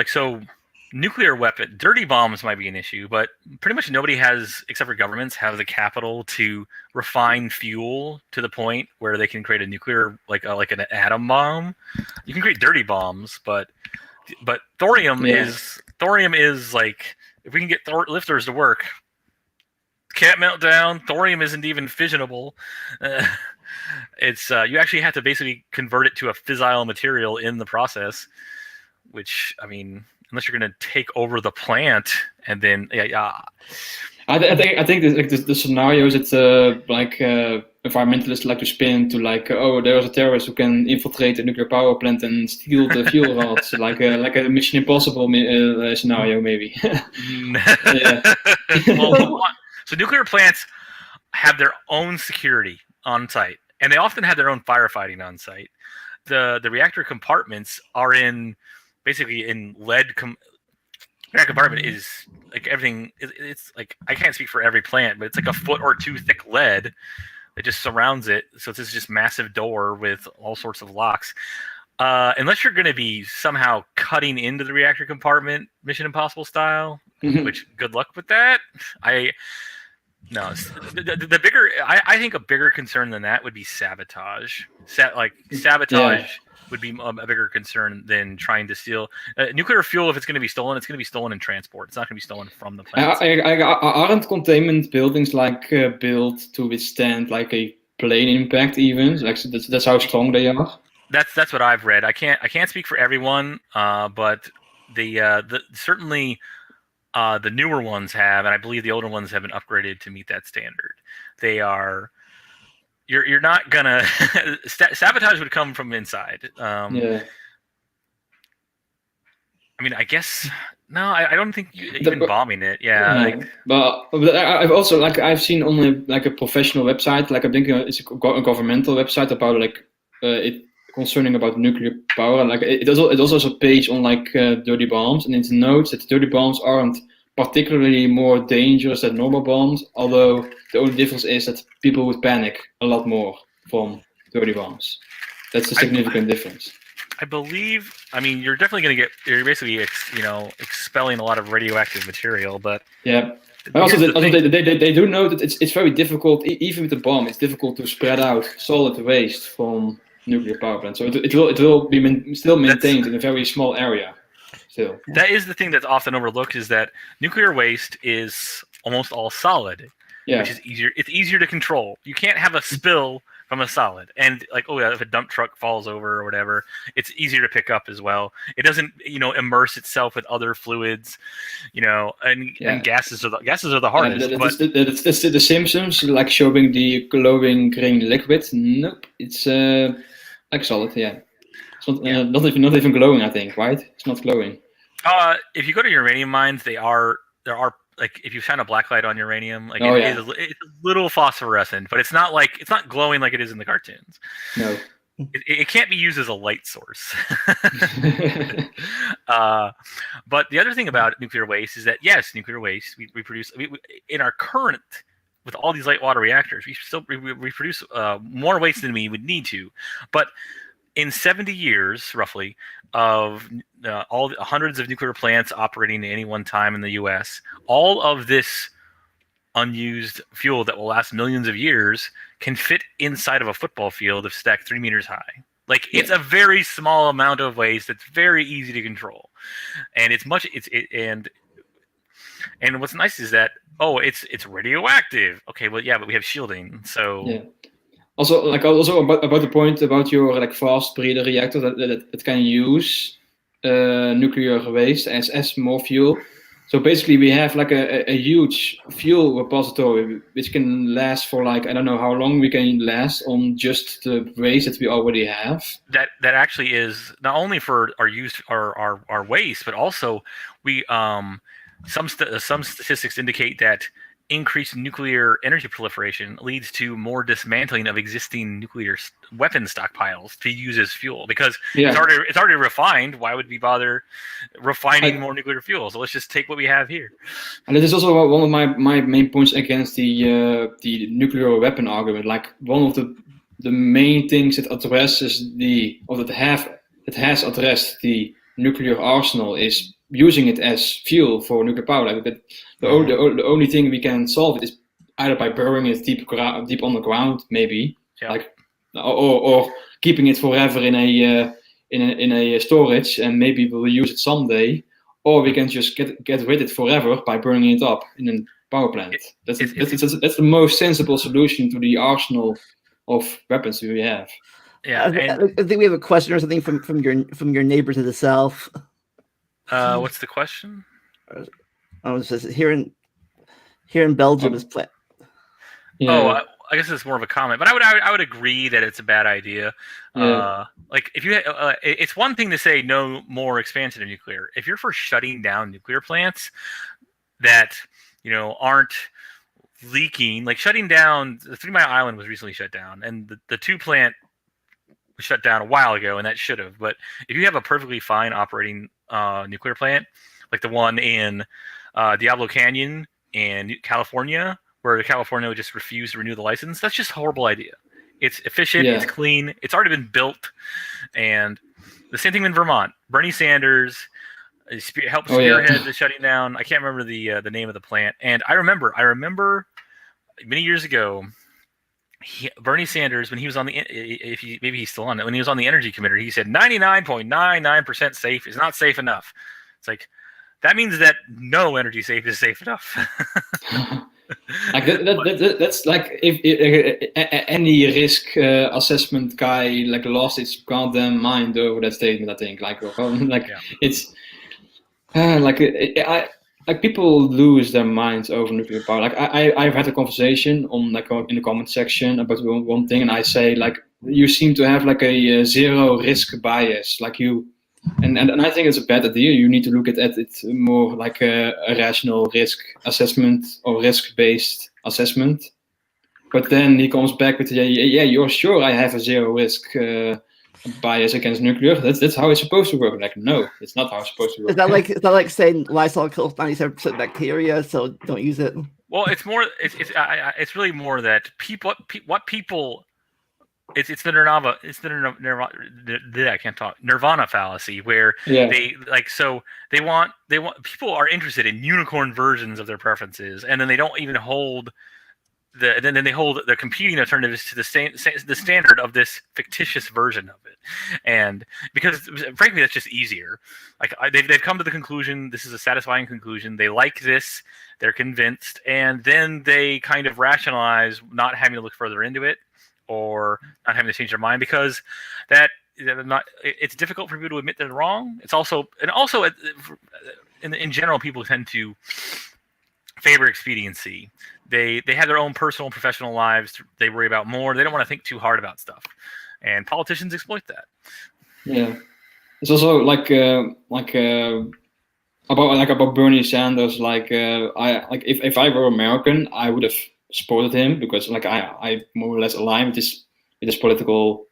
Of course, I live in the Netherlands. Like we are all mostly left wing compared to the Americans still, but I really disagree with Bernie on his stance on nuclear power. Like I don't know why he is even like this. Okay. Like he has also like a really weird stance on like GMOs. I think like there's also a thing with the left wing. The left's opposition to GMOs is like I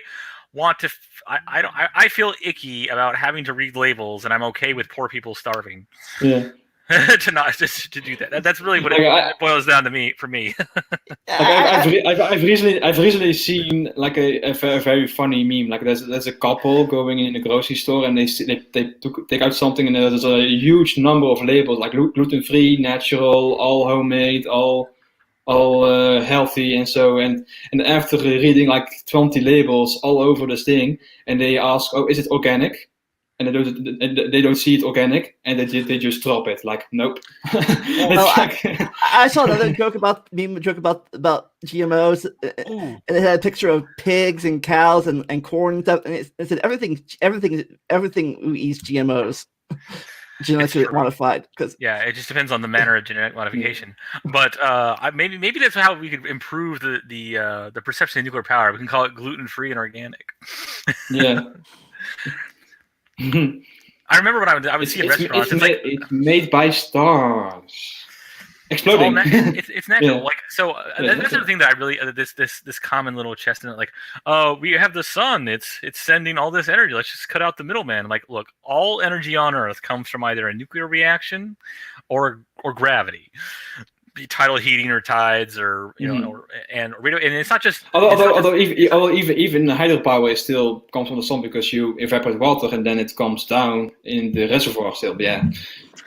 Like absolutely. And then but you also have radioactive decay in the crust that partially does geothermal, but it's all so why don't we cut out the middleman and just we can't directly harness gravity, but it manifests in tides and it manifests in tidal heating and then also nuclear reactions but people like to say like all enough energy hits the earth in this amount of time to power the entire world but it doesn't really matter how much energy is hitting the earth because the sun's energy is effectively unlimited, but the means to harness it isn't.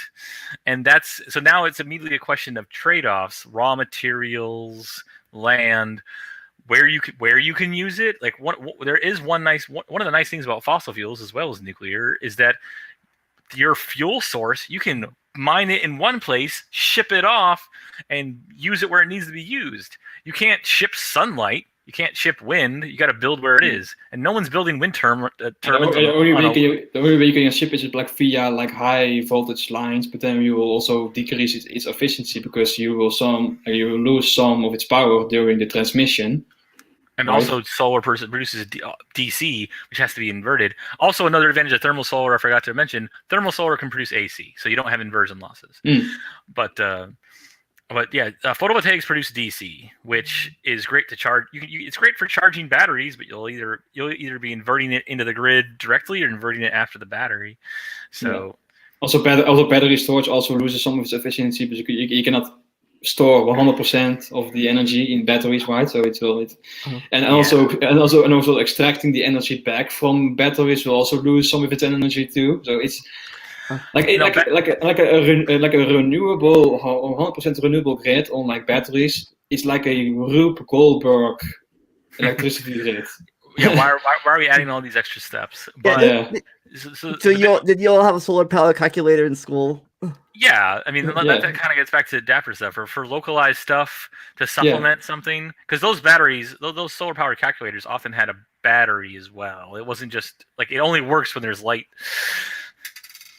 But so power density is king.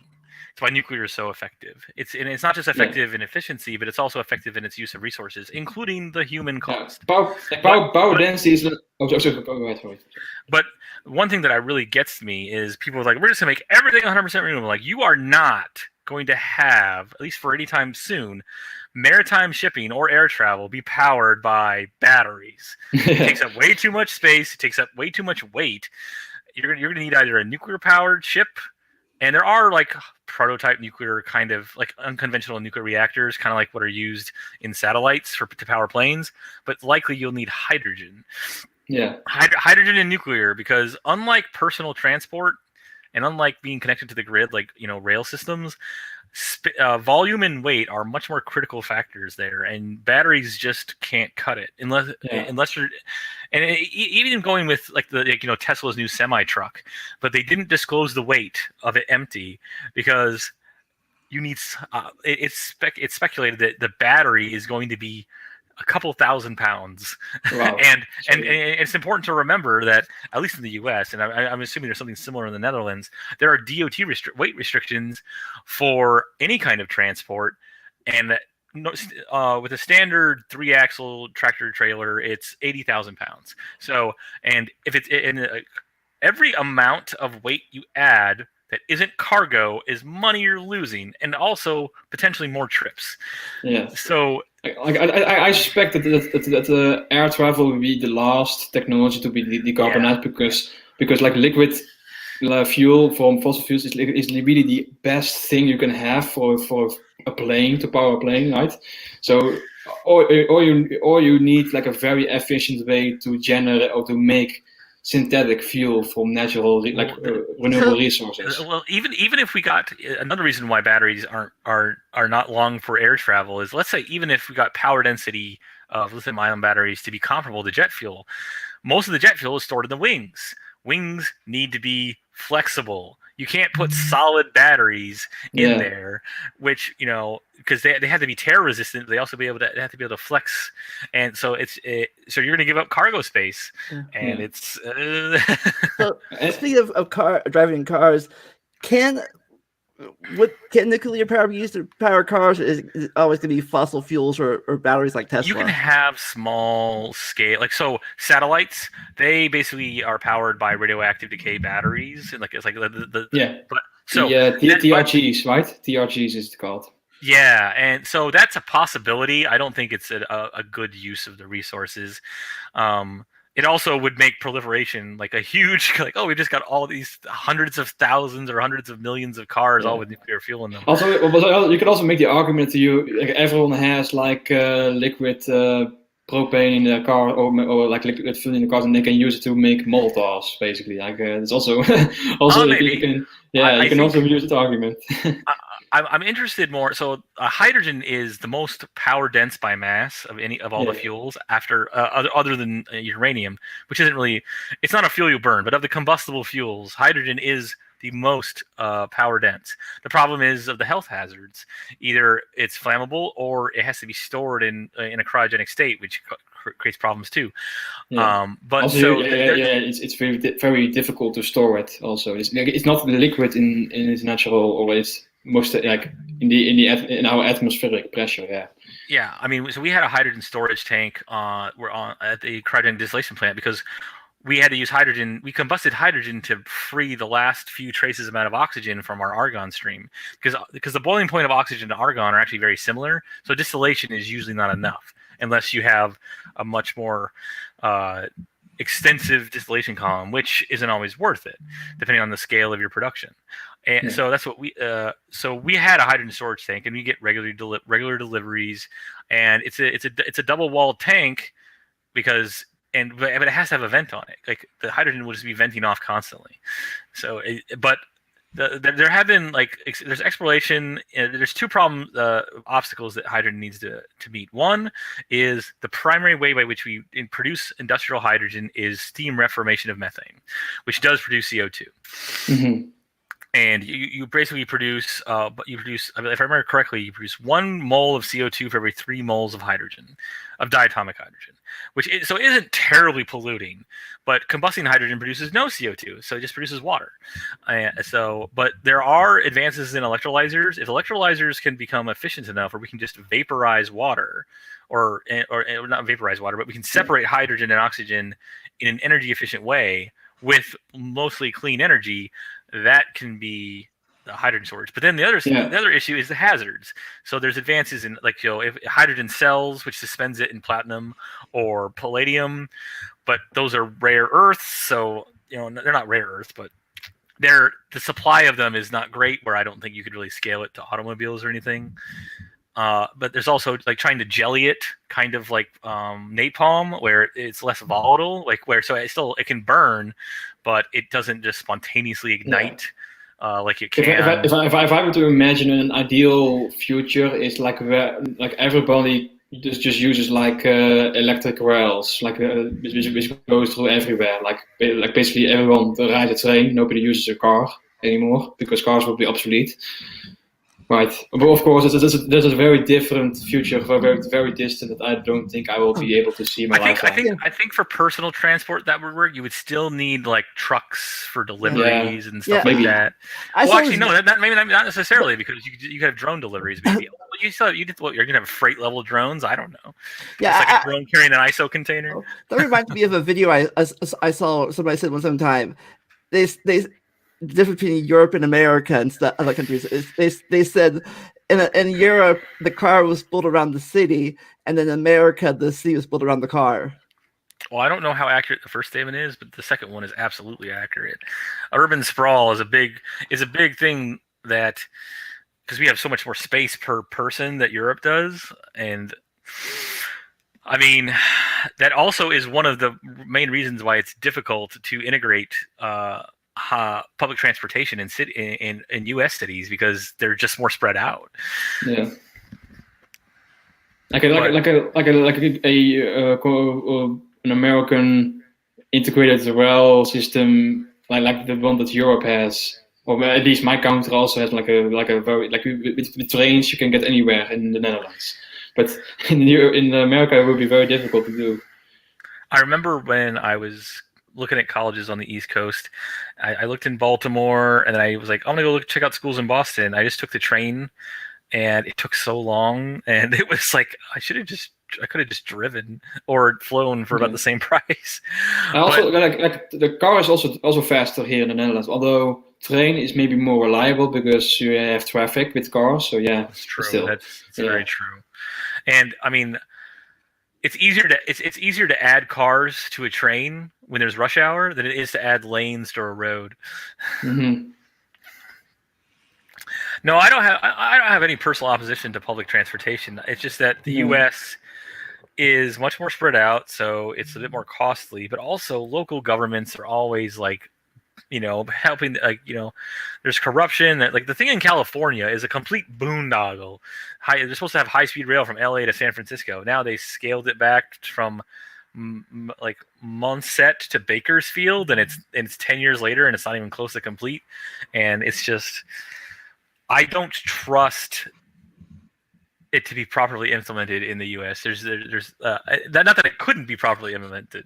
No. So I think it would be a project that takes like a century or maybe even more. So speaking of to have like a rail system that goes from the East Coast to the West Coast even.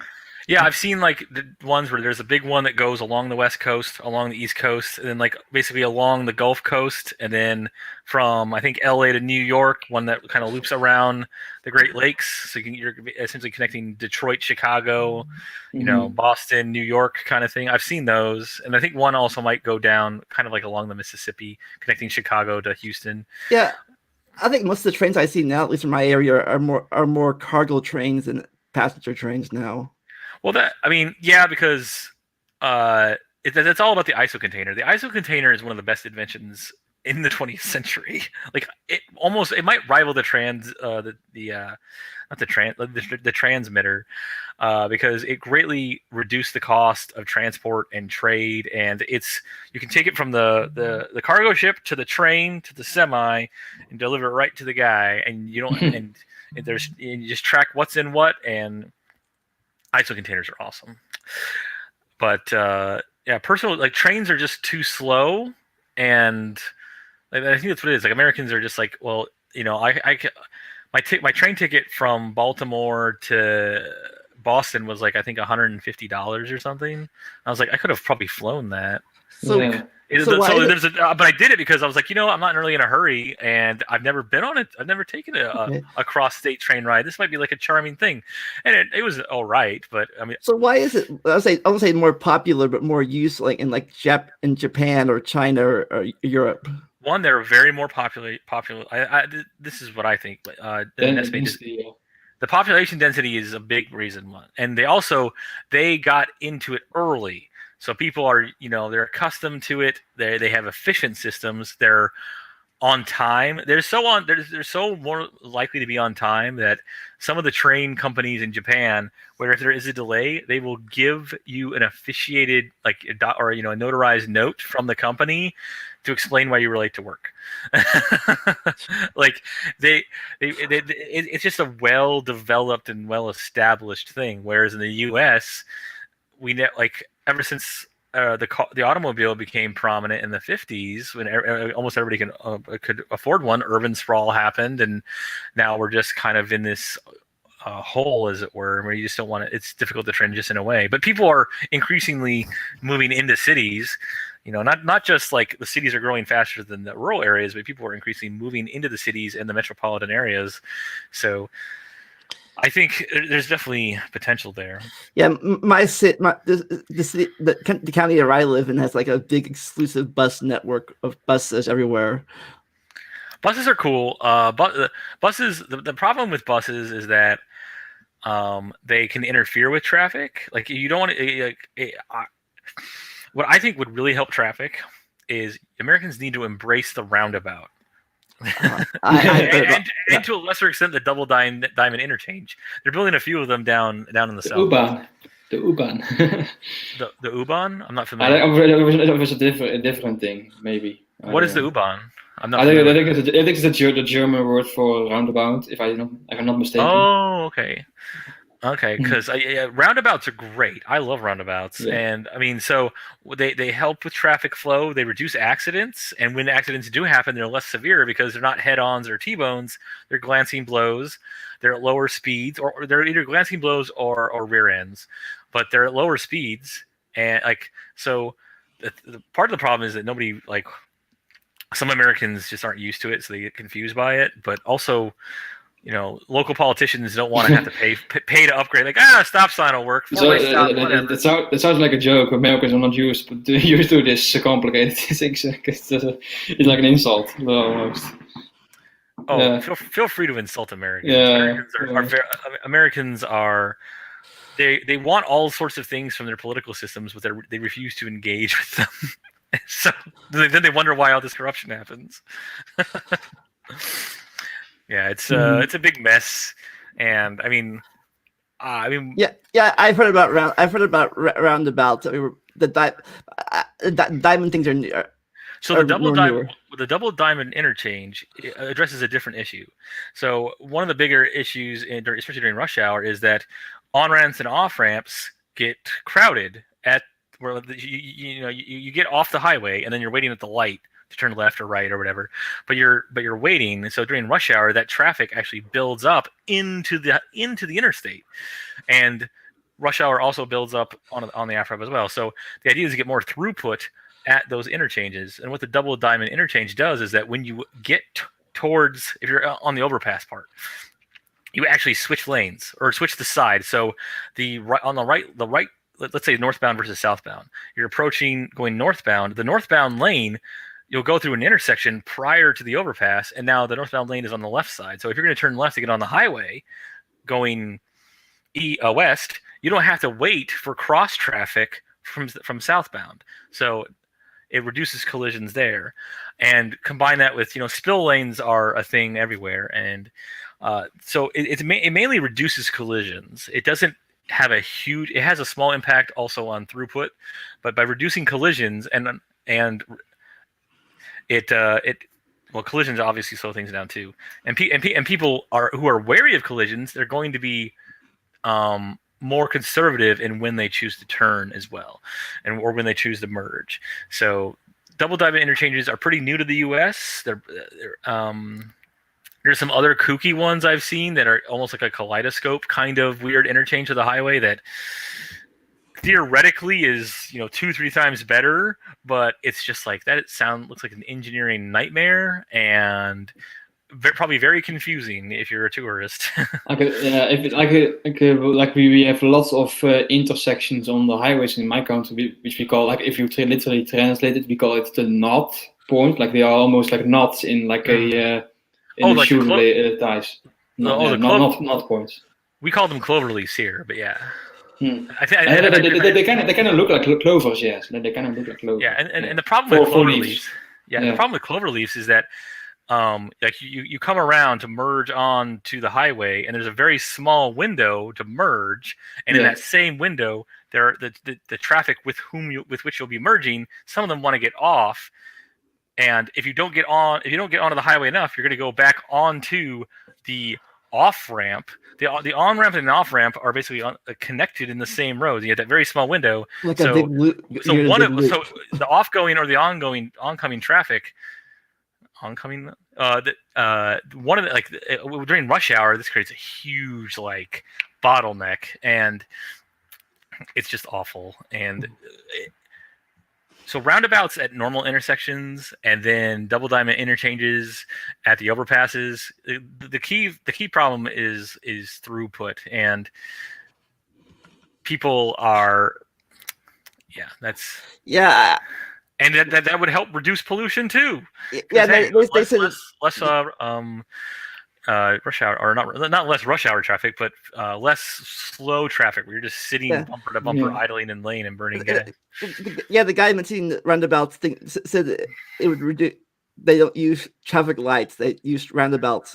Traffic lights. Well, yes and no. So there's roundabouts, traffic circles, and it depends on which country you're in, because the GPS will sometimes call it traffic circle, sometimes will call it a roundabout. In the UK, at least, and again, maybe the US is just the rebel here. I know in the UK, a traffic circle is actually a set of a group of roundabouts, each of which, in between which, you're controlled by traffic lights. Okay. And then here in the US, there's really no distinction, because I have yet to see anything like that. I've seen some multi-lane roundabouts in Canada, which are kind of cool too. But the few roundabouts I've seen up here in the Northeast, and a few Northeast, but Northwest, as well as the Northeast, almost all of them are uncontrolled, single lane, which is still great, because I love roundabouts and I want more of them, because I hate commuting and I hate traffic in general. But I don't know if is that distinction one that exists in the Netherlands, Ness, or are they? The what between the what two? So, as I understand it, in the UK, there's a distinction between a roundabout and a traffic circle. In that, a traffic circle is controlled by lights. It's actually a series of roundabouts in between which are controlled by lights. Where a roundabout is just a circle, one or multiple lanes. I don't think we have like the former, like with the traffic lights. We only have like if you have a roundabout, like a circle, there are usually no traffic lights. They come with yield signs or stop signs. Typically, it's like you yield to the traffic in the circle if you're going into the circle, and then because of the nature of the roundabout is that everybody goes into the circle turning right, and everybody exits the circle turning right.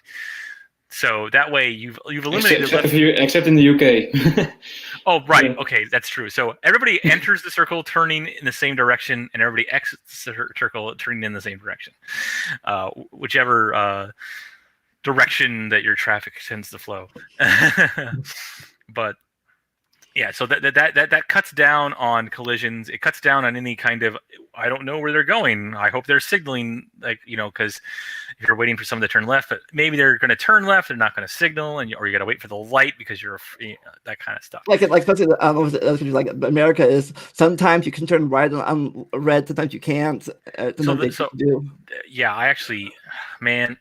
So the default in states is that you can turn right on a red light. However, my experience in New York City, I didn't know this was the case in New York City, is that that's the exception, where it says you cannot turn right on a red unless a sign says it's okay. So first time in New York City, it's like 2 a.m. I missed my turn because it's a bunch of alternating one-way streets. So I turn right to turn around, and I immediately get pulled over, and it's like a $200 ticket. I'm like, In the Netherlands, we don't have that. Like, if it's red, you just stop. You cannot go or turn anywhere if it's red.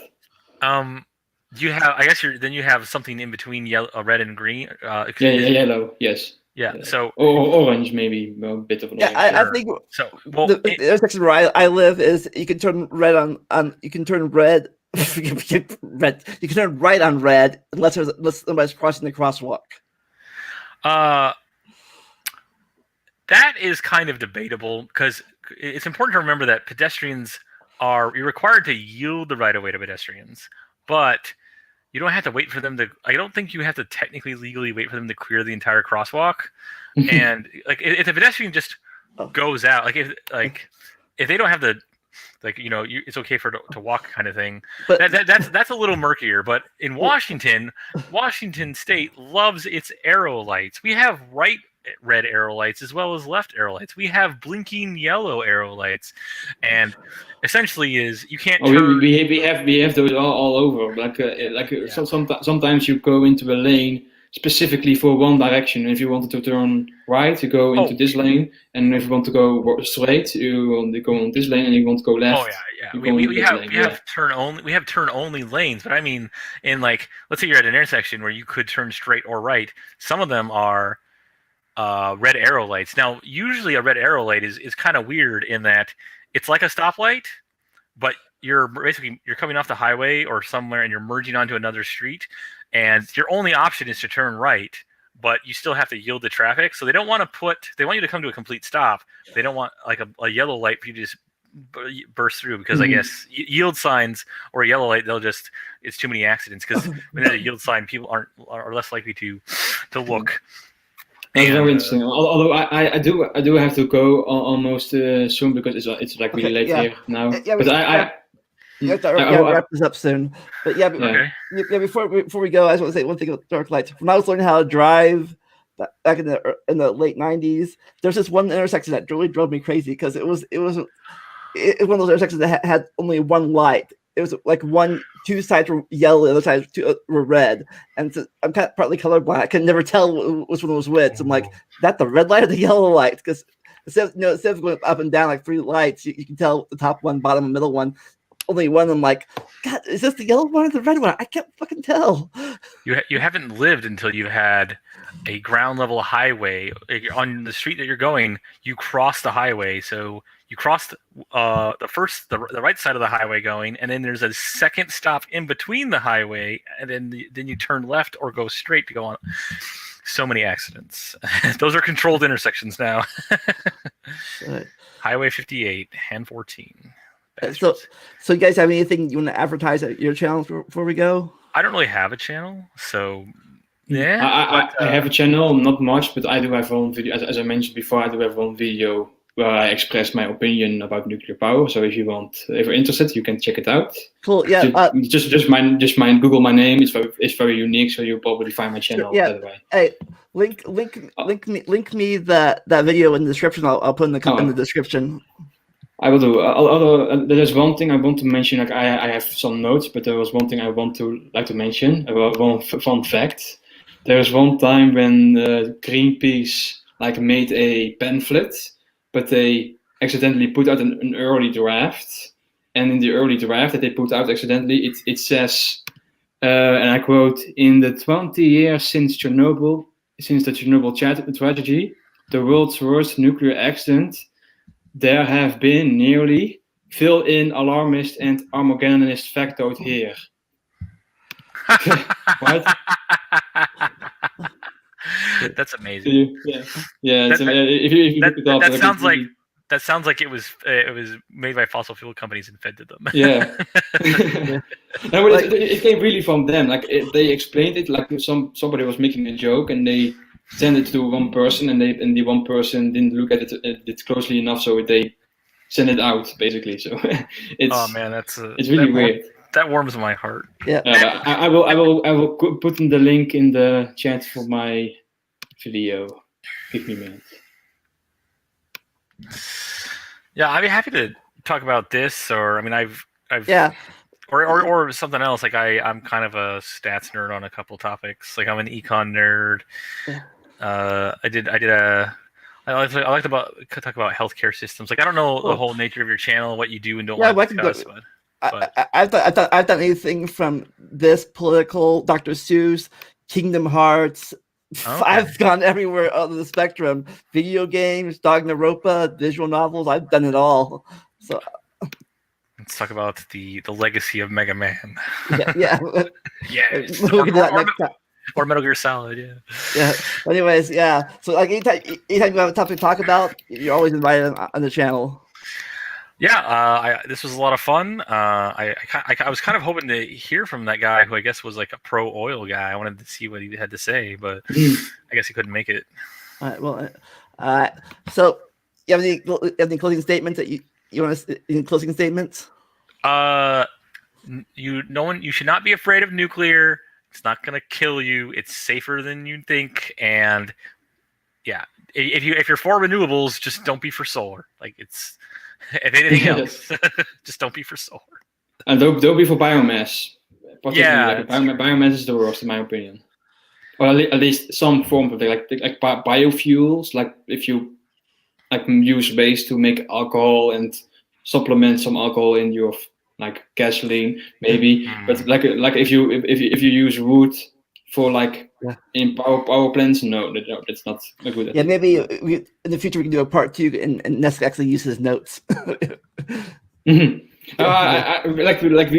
We did cover a lot of the notes that I had, so it's not really a problem. No. Cool. Anyways, as I always say, never stop learning and enjoy the randomness. We'll see you all next time. Bye.